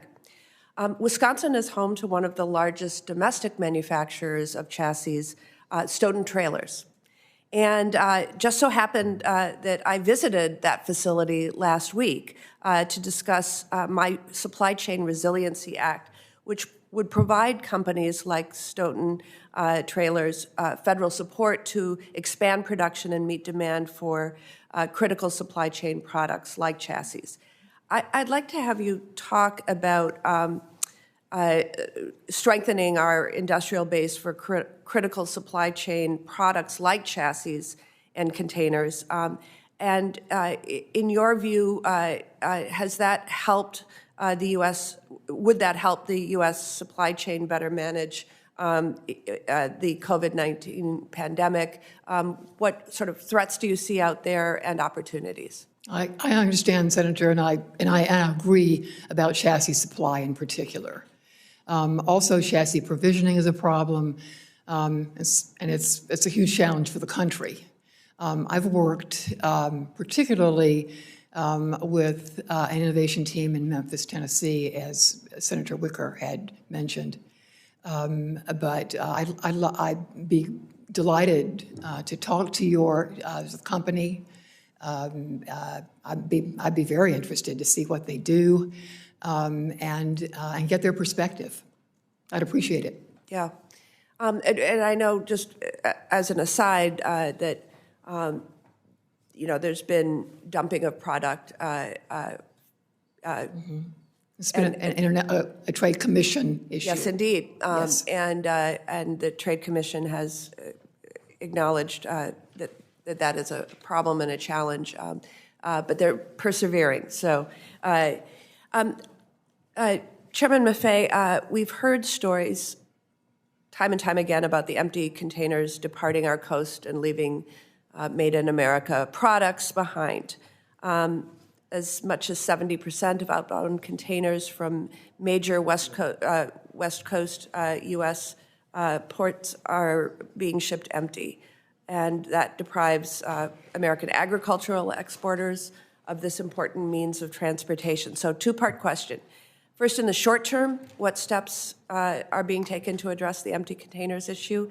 And second, does the FMC have the authority to regulate a reasonable availability of containers for exporters? And if not, should we address this in legislation? Thank you for the question, Senator. It's a little bit more complicated in that it isn't exactly a shortage of containers. If you look at all the containers, we have too many containers in some places. What it is, though, is a shortage of containers, and particularly a shortage of containers most used by agriculture, and a shortage of the containers in those places. They're in the wrong place. They're sitting at a port, or they're sitting in a city, as opposed to getting out in the countryside. And a lot of the work, I'll answer your second question completely, but the first answer, I would like Commissioner Dye to speak to it too, because part of what we're doing and what she's doing on the front lines, and what I'm doing going to talk in Wisconsin, is try to figure out exactly how as farmers get their containers now and how best we can help. In terms of, we have no specific authority on containers. Obviously, equipment, there are some provisions in the current shipping acts if equipment was lent out, and that's where we get, D&D charges and other kinds of things. But in terms of directly, there's no provision that says that we can, tell the carriers or the MTOs or anyone else that they have to provide containers to a certain place. And I'll be honest with you, people talk about prices, and certainly export prices are a problem, but those prices will come down again, and they may even go back to normal. The problem that will persist is these logistical challenges that our exporters face. How to get a container, how to get the right kind of container, because exports tend to be heavier. It's not so much about the number of containers, it's about that quality, getting the right container, getting it in the right place, and getting it to the ship at the right time when it can take it. If you get it there too early, your stuff will rot. If you get it there too late, it's going to rot, and you're not even going to get it on the ship. It's a big, big challenge, and it's those logistical challenges that we need to focus on.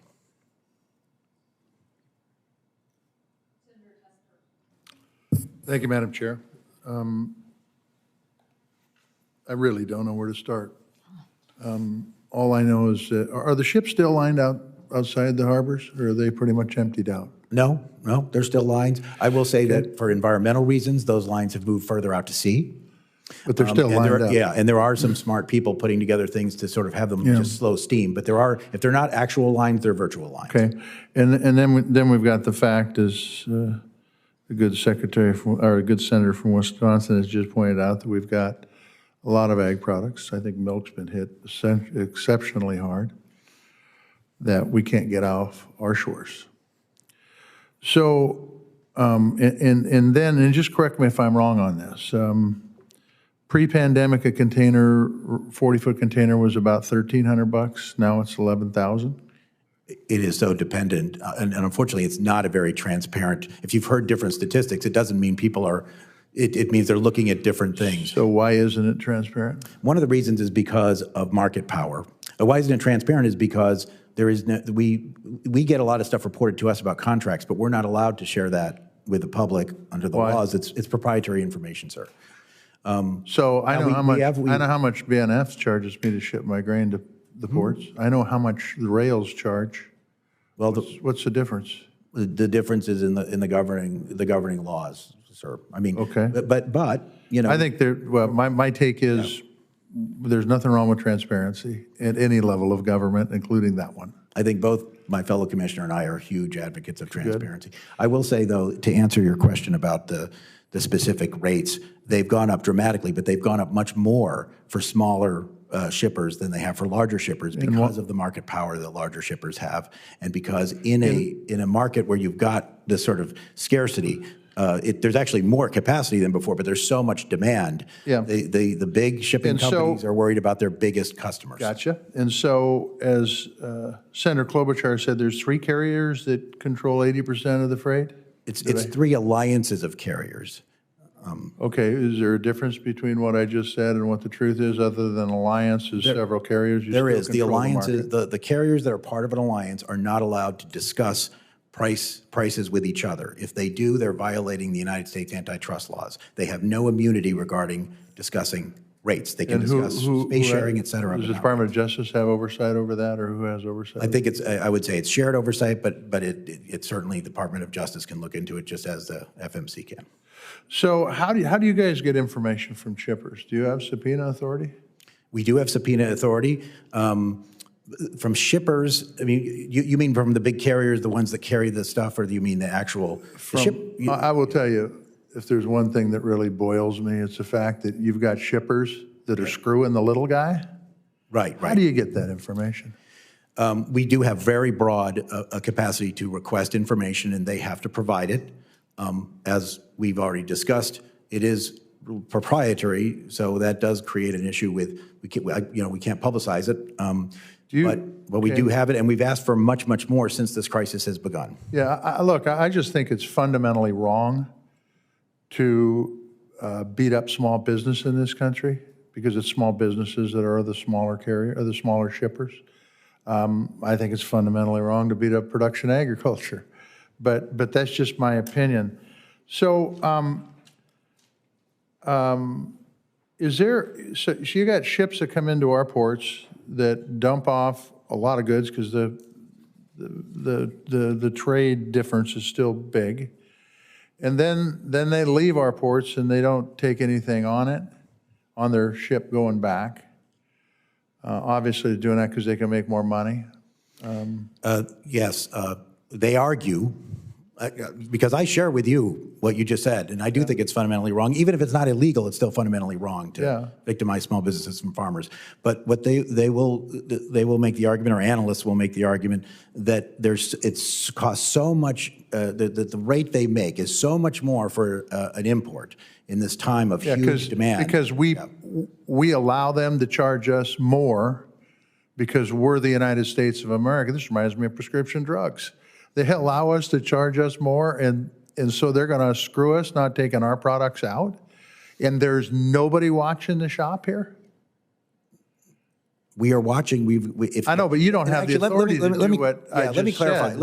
I do want to clarify one thing, though, because, even I apologize for this, but somehow it was interpreted the other day as saying that the FMC has found no collusion. That is false. That is a false statement. And what I will say is we are looking at all of these reports, and any sort of wrongdoing, anything against the Shipping Act that we find, we are ready to investigate.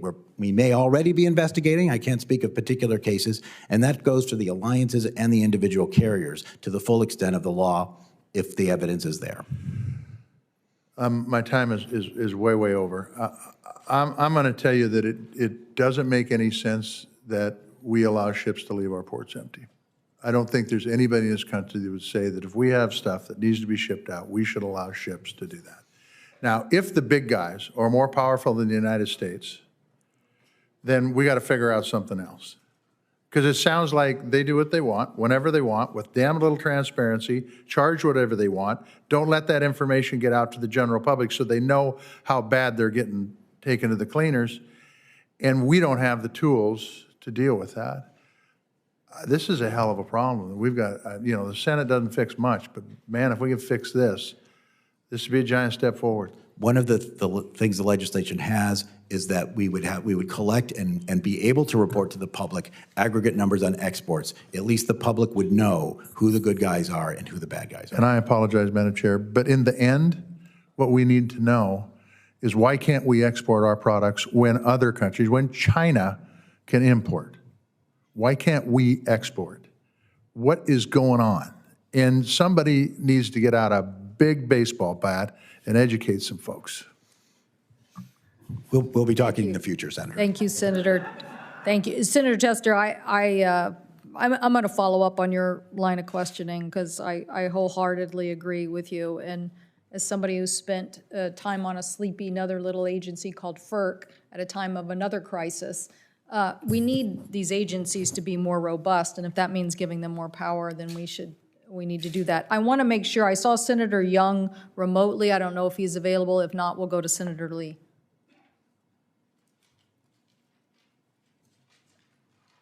Senator Lee. Thank you, Madam Chair. Chairman Maffei, the soaring rates that we're experiencing with our in this area, are they tied to supply and demand constraints? In other words, is there any evidence of this resulting from an artificial constraint of cargo supply? There is. It's primarily due to the huge demand in the wake of COVID that has hit the country. We, of course, have examined and will continue to examine whether there's any artificial lowering of supply.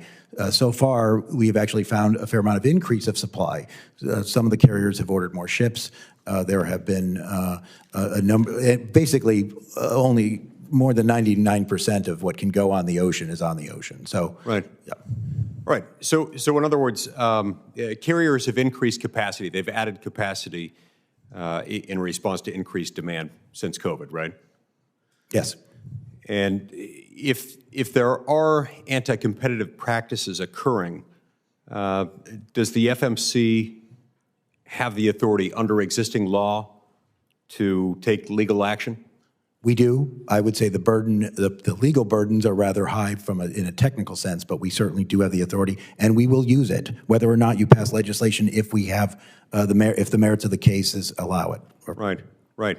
Because, I mean, the reason I ask is because I hate to see these things happening. It's hard for all Americans to deal with the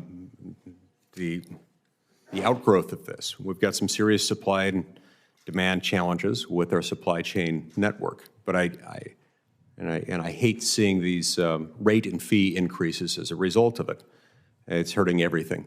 And I also want to make sure that we're throwing the right resources in the right way. And I appreciated the statement you made in a Bloomberg article from a couple of days ago, about 48 hours ago, when you said the ocean carriers on the whole are in fact moving many more containers than pre-pandemic, and the ports are by and large doing their job. Now, yeah, that is on the import side, but yes, that's absolutely true. Right. They are moving more than they had before. Now, so when COVID-19 began, we started seeing e-commerce sales hitting a pretty unprecedented rate, and that complicated, it frustrated or at least complicated the supply chain infrastructure and the workforce. Some of these challenges were spread out over a pretty broad spectrum, but they included things like truck driver shortages, outdated scheduling technology, port concentration, lack of storage for containers, port labor difficulties, and scarce equipment, including truck chassis. Now, the Ocean Shipping Reform Act, or OSRA, which we're considering today, is something that's being presented as a way to address these issues. But can you help me understand how exactly would this bill address the supply chain challenges that I just mentioned? Does it address those? Does it address the lack of container storage, equipment storage, et cetera? It certainly gives the commission a lot more leverage in dealing with all of these issues, in convening groups, as has been pointed out. And actually, if you have time, I'd yield to Commissioner Dye on the specific equipment pieces. But the solution isn't going to come from the government, but we can be a catalyst to working out solutions among the various stakeholders. And a lot of these issues, and you're quite right, Senator, they are complicated. You know, the overall may look simple, but they're complicated to solve them. Will be done by that. Right.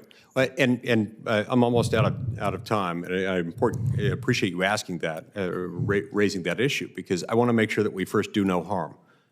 And because I don't see anything in this bill that addresses those issues, my instinct to first do no harm kicks in, because I realize increased government involvement can often make things more difficult. They can often slow things down. Now, Section 5 of OSRA prohibits a carrier from retaliating against a shipper by refusing or threatening to refuse cargo space accommodations when available for any reason. It seems that the goal of these changes is to respond to the controversy that carriers are taking empty containers and not our exports back to Asia to bring more imports back to the United States. Now, my understanding is that our supply chain crisis, and some of the things that we've had a significant problem with, even these empty containers, these are all creating a serious backlog. But if these provisions were passed, could they end up slowing down the ability to move empty containers out of the port and exacerbate our current backlogs? It's my assessment that they would have that effect. How am I wrong in thinking that? Obviously, they would have to be administered. You know, I think if we took too heavy a hand in administering. Let me say this. If there are some who advocate an export quota, this ship has to take this number of exports specifically. That may sound good to a lot of us, including myself on the surface, but that could lead to what you're worried about, because the lines would, if they feel that that's not in their own business interest, they might avoid export ports altogether. Right. They wouldn't stop in Oakland. They wouldn't stop in Houston. And even if we tried to close that loophole, then they may not service the United States as much, or maybe they would put more on the importer cost. So you're quite right to be worried about that. I personally feel the bill gives us the flexibility that we need without going too far. But that is my own personal opinion. This is exactly my concern, and you've reiterated it perfectly. This is why I've introduced legislation called the Stop the Grinch Act, and which I will be reintroducing shortly with some updates to it. That would address some of the real challenges that we're facing. This bill would not, and this bill threatens to make many of those problems worse. Thank you. Senator Warnock. Thank you so very much, Chair Cantwell. I hear from Georgians about the rising costs every day and its impact on their lives. Part of fighting against rising costs, it seems to me, is cracking down on large corporations and their wealthy executives taking advantage of market volatility to pad their bottom line and enrich themselves. Meanwhile, hardworking Americans are making difficult decisions with their pocketbooks. It's really hard to wrap your mind around how much money large ocean carriers are making, the shipping industry has made during this global crisis. The numbers speak for themselves. Industry-wide quarterly profits increased nearly 2,000% since early in the pandemic. And one ocean carrier reported $17 billion in profits for a single quarter last year. So consumers are seeing record prices, corporate entities, in this case, large ocean carriers, record profits. And that's why I wrote a letter calling on the White House Supply Chain Disruption Task Force to investigate what appears to be price gouging by some of these foreign-based shipping companies raking in record profits. It is also why I am a proud co-sponsor of the Bipartisan Ocean Shipping Reform Act to hold bad actors in the shipping industry accountable. I think the onus is on those who want to explain 2,000% increase in profit in the middle of a pandemic. Chair Maffei and Commissioner Dye, as you've observed these record profits over the last 2 years, have you seen improved shipping services to account for these kinds of profits, or have shipper complaints increased? Well, Senator, of course, we don't regulate rates at the Federal Maritime Commission. But there is a difference between a contract rate and what we call a spot rate.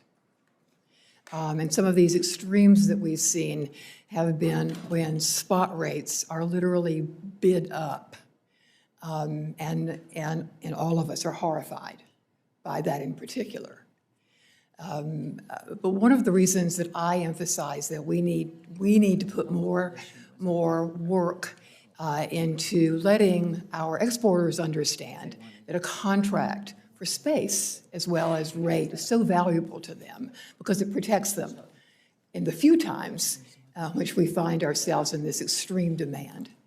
So, of course, you're right. We've all read about those spikes, and they're literally incredible. But have we seen I appreciate your comments. Yeah, have we seen improved shipping services that would account for this kind of increase in profits? We have not. What I do is not so much look at rates or other things that we literally cannot deal with right now. These problems are not new, and no one supply chain actor can fix them alone. And so what we do is get people together in a room and tell them that although you can't fix the warehouse, you can't fix every piece, that there are measures that we can do to move forward for exporters. Okay. So And we're doing that. It's hard work for everybody, but it's immensely satisfying to help these people who are, to us, they're not only colleagues, but they're friends. So I appreciate your comments. Thank you so much. Chairman Maffei. Well, I will say that, as I said, the commission stands ready to enforce the Shipping Act. We've been investigating many specific cases. We will continue to do so. Those enforcement actions could come at any time, and no one is off the hook. In terms of whether the service has gotten better, there's a lot more shipping. There's more shipping, more quantity than ever before. The quality has gone down a lot for a lot of shippers. I wish I had better metrics for you, but we certainly get a lot of reports that in terms of timely arrivals, in terms of predictability, in terms of basically any measure you could have, it's gotten much worse. To be fair, that's because the entire world has congestion. So it's not just, it can't be just laid on those executives, but certainly I think a large part of it. I don't think anybody's arguing that there's any single reason. Yes. I mean, we're dealing with supply chain disruptions. Yep. The question is, to what degree are folks exploiting this larger situation? Let me ask something else. Does the Federal Maritime Commission currently have all the tools it needs from Congress to fulfill its mission and ensure a competitive and reliable international ocean transportation supply system? Senator, I'm extremely glad you asked that question. I do not feel we do. We do not. We're doing our very, very best with the resources given us. The Federal Maritime Commission is less than 120 employees. We do have authorization for more than that, and we're hiring, but we are a very small agency, and we certainly could use more resources. The exact amount of resources depends on what you pass, if you're giving us more authority or not, and exactly how quickly, just how feasible it is to hire the people fast enough to ramp up on those sort of decisions. But there's no question that we need more resources. Many of the members of this committee, though, have already put a lot of work into doing that. So this is not a, please, and nobody's paying any attention. There's certainly a lot of good efforts to try to do that, but I really appreciate you asking that, Senator. I appreciate your response. Let me just say, there are cases that we could pursue more. We pursue the best ones we can. There are cases that we could pursue more, but we simply don't have enough. You don't have the tools, which is why I support the Bipartisan Ocean Shipping Reform Act in an effort to close these gaps and to protect the public from unfair and deceptive practices. Thank you so much. Thank you. Senator Thune. Thank you, Madam Chair. Commissioner Dye, as you know, the bill I introduced with Senator Klobuchar codifies FMC's current actions to further define what constitutes unreasonable detention and demerge practices, which, while also establishing a separate streamlined complaint process to move, or I should say to more efficiently resolve disputes. Do you believe that further defining what constitutes an unreasonable detention or demerge charge will help to alleviate some of the confusion surrounding the current process? Thank you, Senator Thune. Of course. And I will add, of course, that the Commission would faithfully enforce any law that's enacted. We are enforcing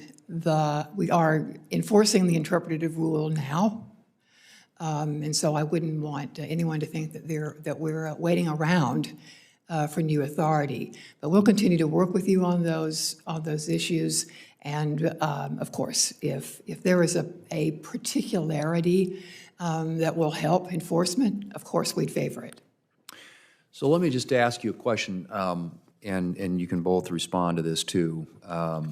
But I want to correct the record on the intent of the Ocean Shipping Reform Act. I think I said this in my opening statement. Our bill's not intended to fix the supply chain crisis overnight. Instead, this bill makes improvements and clarifications to FMC's authority that allow it to more easily intervene when truly egregious and anti-competitive behavior is discovered.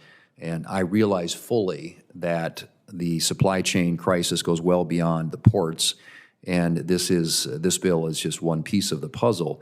But could I have you comment on just how clarifying or clarifications, I should say, to FMC's authority will improve the fluidity in ocean shipping? Either of you care to comment on that?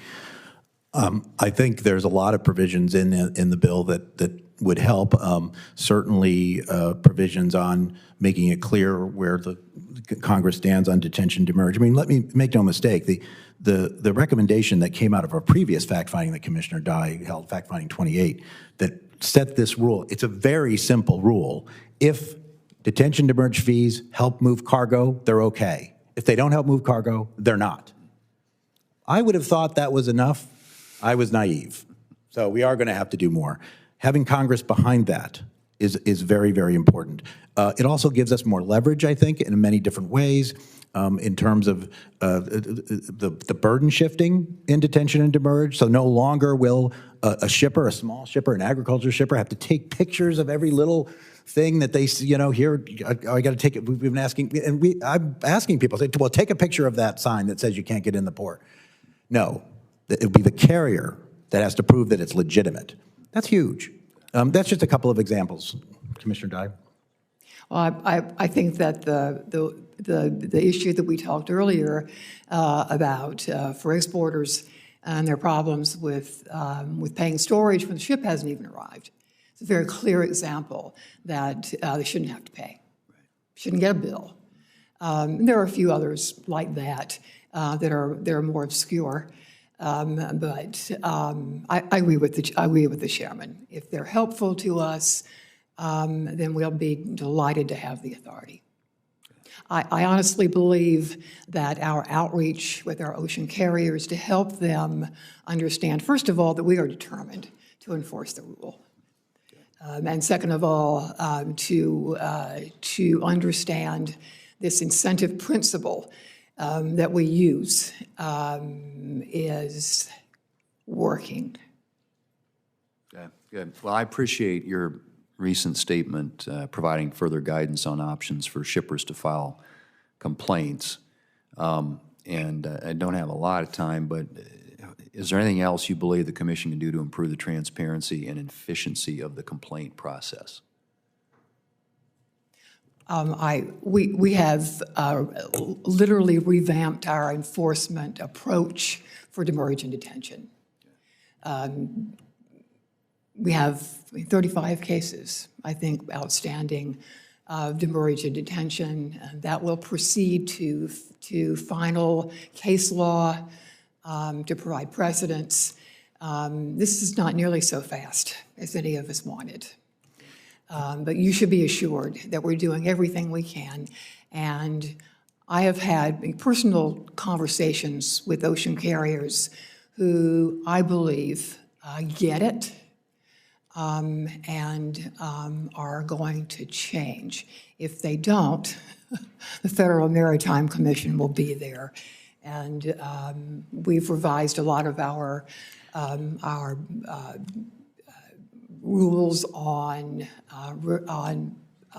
ways that they can recover their payments, even if we charge fees for violations of the law, which is a unique approach to law enforcement.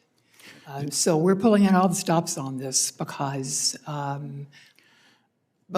the world is watching us. I hear from Europeans, I hear from our friends in Australia who want to follow this approach. Yeah. And that would be great for the globally.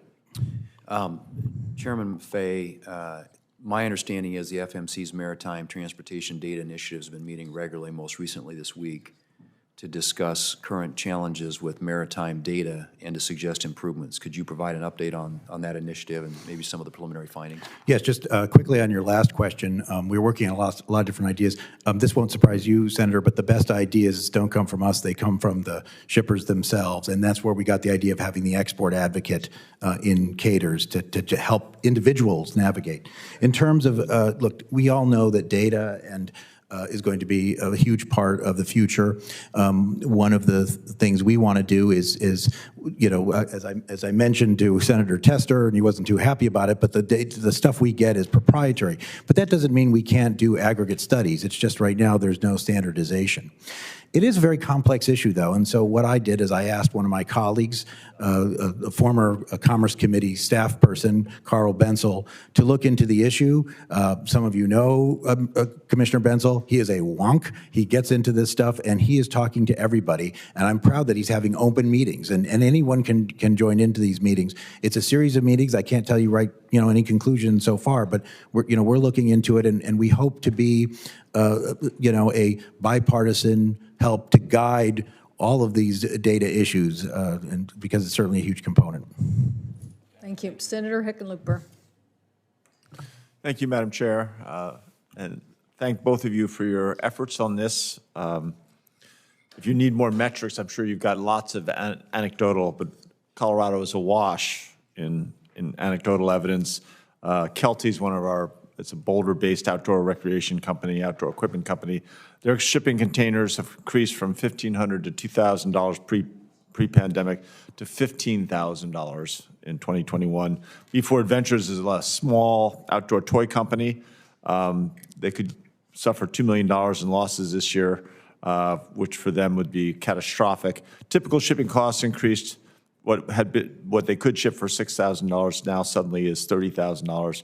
Leprino Foods has had 99% of their 2021 ocean shipments were delayed or rebooked for a different time. Over 100 bookings for shipping were rebooked 17 times, averaging in a 5-month delay. Chairman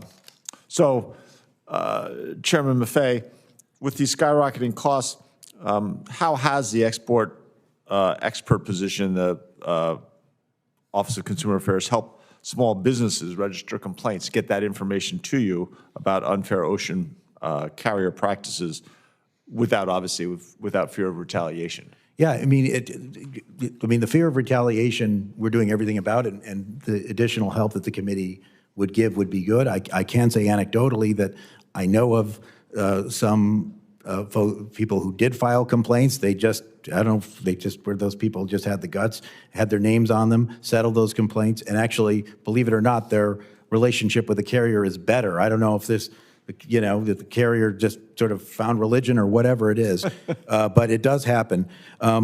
Each case is different. Each case is different. So in some cases, Consumer Affairs and Dispute Resolution can solve it. I was a member of Congress briefly. I know your governor well. And, we used to get cases. You know what you do. Maybe you have staffers make a call. If you don't get the right answer, you pick up the phone, you call the executive. We do that. I do that. Commissioner Dye does it. Every commissioner does that. And we're proud to. So that sometimes helps. But other times, we think, we advise them, do you want to file a complaint? You can file a formal complaint. Also, the law allows them to file their own case. And frankly, at the moment, filing their own case is better because then if they get the damages, they get to keep them. Your legislation, by the way, would allow us to file a case and then be able to revert some of the damages to the aggrieved party. Current law does not allow that. But in any event, though, there's a lot of different ways, and that's why we do try to help each and every case navigate. I will also be honest, candid.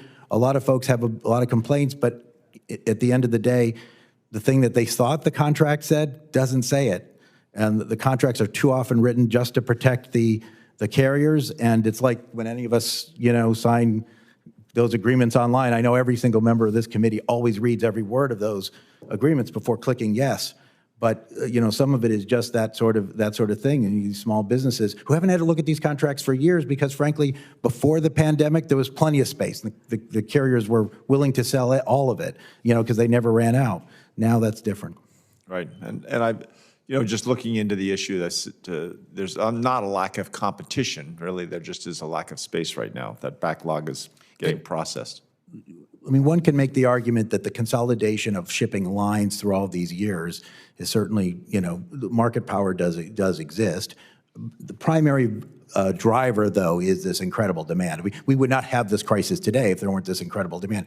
Before this demand, there was actually oversupply. Right. Well, which means we should be able to accommodate the the bottleneck here pretty quickly. Ms. Dye, as you're aware, the U.S. agricultural exports have really been hit hard by the disruptions and the delays in the supply chain. We have a company in Colorado, Leprino Foods, which is a multi-billion-dollar global dairy distributor based out of Denver. And they conveyed to us that the shipping cost for their products has increased 57% since the beginning of 2021 and shows no sign of stopping. This proposed rulemaking, how well this reduce the cost of the shipping of U.S. agriculture? Well, that rulemaking that I mentioned was only one of my recommendations. But I can assure you, we've kept on top of the additional order book from the ocean carriers, for example. If there is an overwhelming demand now of supply, what are we doing for the United States to correct that in the future? None of us know exactly how long this is going to last, or whether or not the demand will continue. But we understand, information was provided to me, that 705 new ships are on order. And a lot of that capacity will be available to the United States. And how many ships were decommissioned in the last 18 months? Because that's not my understanding is they haven't decommissioned suddenly massive numbers of ships. So it's great they've got new ships on order, but it seems really to be a backlog, a bottleneck that's a result of backlog. Anyway, and that's what we should be addressing. I think that's what you are addressing. Yes, absolutely. Yes, Senator, one of the issues of, it would seem simple just to add more ships, but that's one of the reasons why we have these lines. They just end up having, waiting in the line. So you're quite right. It is not as simple as increasing that capacity. And it's also the overall supply chain capacity. And as both of us have discussed, and the chair and the ranking member both mentioned, there's a lot of these issues inland, and that's really where the capacity strain is. Right, and that's why we did the bipartisan infrastructure bill. We'll address some of those. Madam Chair, I yield back to you. Thank you very much. I don't know, Senator Klobuchar, if you have more questions. I am going to ask my round of questions now. I don't know if we have any of our other colleagues joining us online, but if not, then that'll probably wrap this up for this hearing. So that's kind of a last call announcement to anybody who might be out there joining us. I wanted to go back. Listen, for me in the Northwest, this is about agricultural product that needs to get to international markets, and it needs to get so in a timely fashion. There are some of these products that are highly perishable, and so timing matters. So the way I see this, the reason why you even exist is because the United States of America set some terms for people to come to our ports and deliver product. Is that not right? That's the history of us and our... Yes, I mean, I think we've gotten away from that, certainly part of the purposes section. But, So part of what Senator Tester was saying is we're letting everybody come here and make big bank, huge increases. Our longshoremen actually have increased their productivity. Some died even doing it. And yet, this issue is they're making bank and then they're leaving our products on the dock. That's exactly what is happening. And you don't seem to have the authority, which I'm going to try to get at here, is why you don't have the authority and what we need to do to change it. Because we are going to pass some legislation here. We are going to fight for these shippers who need to get their product to international markets. And as a very trade-dependent state, I will make this the biggest priority of this committee, if it's what it takes. So first and foremost, under Section 41104 of Common Carriers, it says that any person directly or indirectly may not give any undue or unreasonable preferences or advantage or improperly undue unreasonable prejudice or disadvantages. And then that's in section sub 8, and then sub 9 is or give any undue preferences or advantage to impose undue unreasonable prejudice or disadvantage with respect to any port. So why doesn't that give you enough authority today? What is it about that language that doesn't allow you to say to these major shipping companies who have now basically been even more consolidated? So it's not like there's somebody who says, I'll deal with the small shippers, I'll take their product and get them to Asia. That's not happening. These guys are just hurrying back, getting more cargo and jamming them through our ports and leaving our shippers and our products there on the docks to rot. Well, Senator, Madam Chair, some of it has evolved over years, and it has to do with the trade deficits. The carriers make their money on what's called the front haul, coming to the United States. Okay, I don't need to explain. I know how they're making money. Okay. It's in the paper. It's in the Wall Street Journal. They're making a lot of money. It's record profits. What I'm trying to get at is what in the existing authority right there does not allow you to do something about these unreasonable rates? What is it? The carriers could defend themselves by saying, we're offering space. If they want to pay as much as the importer, we'll give them space, therefore we're not discriminating. What is the rate increase? It's over 100% increase or something? Oh, it's well more than that. I was thinking about Mr. Hickenlooper's people got a great deal. How is that reasonable? How would you determine that as reasonable? I don't believe it is, ma'am. Okay, so as Section 6G of the Shipping Act empowers the FMC to go to federal court to seek an injunction if it determines that any agreement or agreements between carriers or others are likely to produce an unreasonable increase in transportation costs. Do you agree that that dramatic increase during the pandemic is an unreasonable increase in transportation costs? I certainly agree that it's a colossal increase. Whether it would be unreasonable under the law is a more complicated question. I will say, though, that I'm not sure we don't have evidence. Well, we're looking into whether we can connect these costs to the alliances or to the individual carriers. Either way, it's a huge problem. They're unreasonable cost. Trust me, they're unreasonable cost, and they aren't even able to pay it. So we're giving access to our ports.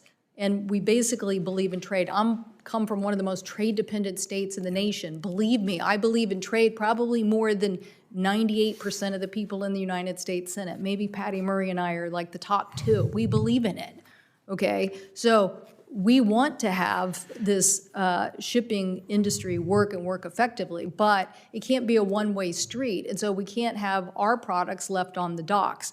So we want to have if you don't feel that you can go to court right now on unreasonable rates, or you don't feel like the definition is strong enough, listen, I've authored 3 statutes related to unfair and deceptive practices and manipulation. And believe it or not, there's a lot of case law already in these areas. And so I do think, I really want to nail down here, what is it that you think under current law, a rate, no matter how high, in and itself is not unreasonable. It would be how that rate was arrived of, if it's an alliance, how they got to that rate.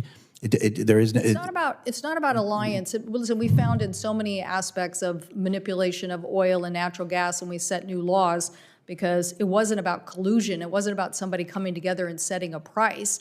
It's about whether you have a market condition that basically serves the customer, and you have small customers here who are not getting served is the issue. And they can't get their products out of our ports. Importers can't get their products out because they can make more money being exporters to the United States than bringing our product back to Asia. There's no doubt that your observations are well taken and your points are right. This bill was, the last bill was written in 1986. 36 years ago. We didn't have mobile phones. I mean, the industry has changed so much. That's why it's so important that we update it. No, we don't have the authority to regulate rates. We don't have the authority to say that rate's too high. We don't have the authority to say you have to pay some attention to small businesses. You can't just pay attention to the big box stores. We don't have that authority. I wish, sometimes I wish we did. And if you give it to me, I will use whatever authorities that the Congress sees fit to give us. Well, we're definitely going to give you new authority. The question is whether we get it absolutely right, because we can't afford not to get this right. We can't afford this to continue this way. So I will take for the record something more defining on the unreasonable rate. Maybe you can go back to more. I would be very glad to give you something. Counsel at the Federal Maritime Commission. I'm all for a Federal Maritime Commission, and a strong one. That is why we also sent a new nominee to you, and hopefully that'll be some more expertise, at least from the real-life experience of moving Good to have somebody product. who worked on the docks himself. Yeah, and I think that's very good experience. But I think that we have to crystallize here What exactly are we talking about? To me, when I read this authority, it seems to me you should be able to go to court right now on unreasonable increases in transportation costs. It seems to me that you should be able to do that. But we'll write one for the record that gets you the counsel and gets you the right question. Senator Klobuchar. Thank you. Yes, I just had one additional question. I appreciated Senator Cantwell's line of questioning, and that Senator Thune, who cares a lot about this as well, returned. One of the things I just want to make very clear simply is that these price increases the consumers have experienced are in fact related to these supply chain problems when it comes to shipping. And do you believe they are, Mr. Maffei? Not the only reason, but a reason? With that qualification, yes, of course they are a reason. Okay, thank you.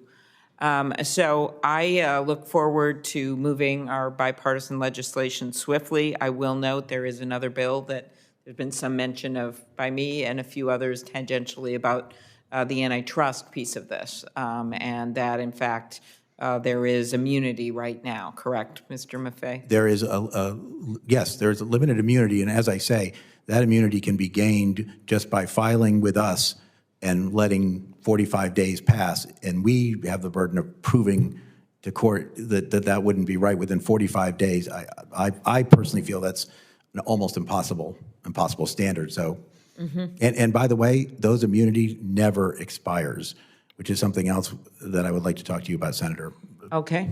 Well, that'd be very helpful because we, of course, have a bill to get rid of the antitrust immunity, and with members of the Judiciary Committee for this industry, because I just see no reason when you have this near monopoly situation when it comes to the alliances that this would remain. Yeah, I mean, there's reasons why you might not agree that there ever should be an antitrust immunity. I will say, though, that it depends on the circumstances. If prices stay as high as they are now, one could do that. There is certainly a credible scenario that if prices go back down, getting rid of the alliances, which again, these carriers are not already, it's illegal for them to do prices, to collude on prices.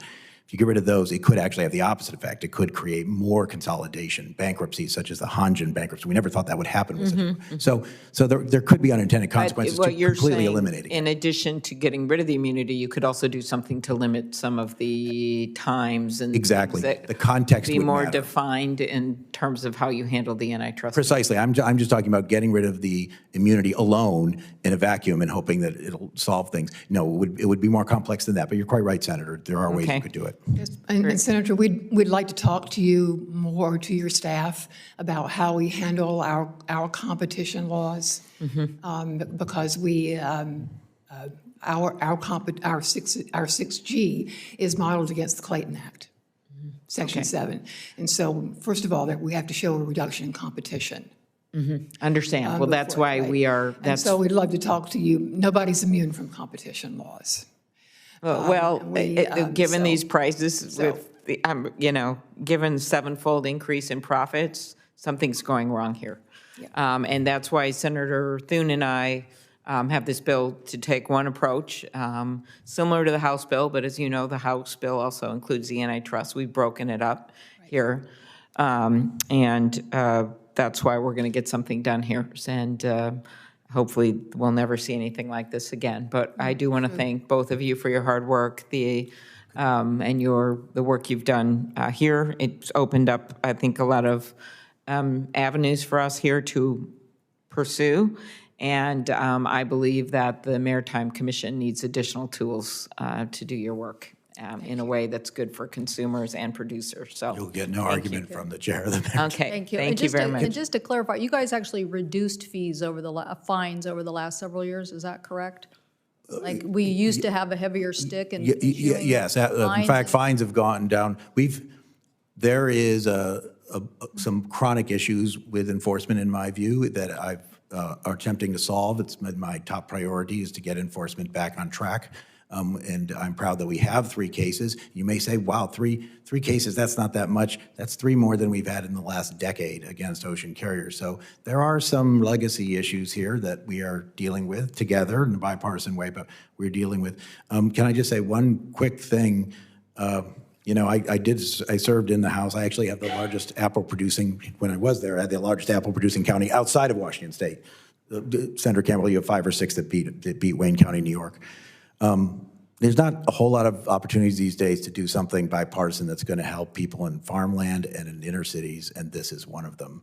So It's why you're here. Yeah, it's a thank you, because I really appreciate it, and if I can encourage, you know, no bill is perfect, but this will sure help. Well, no. We're going to get something that works. And so it is too important to the growers. And trust me, not a fan of the Trump tariffs, not a fan of the trade wars that got created. These people have taken it on the chin. And so we're not going to create more havoc. We're going to help them, and we're going to get legislation that does so. With that, unless any of my other colleagues, the record will stay open. Very good. Thank you so much. I want to thank Senator Klobuchar and Thune for producing this legislation. I do think it's a very important piece of legislation, very important, healthy start.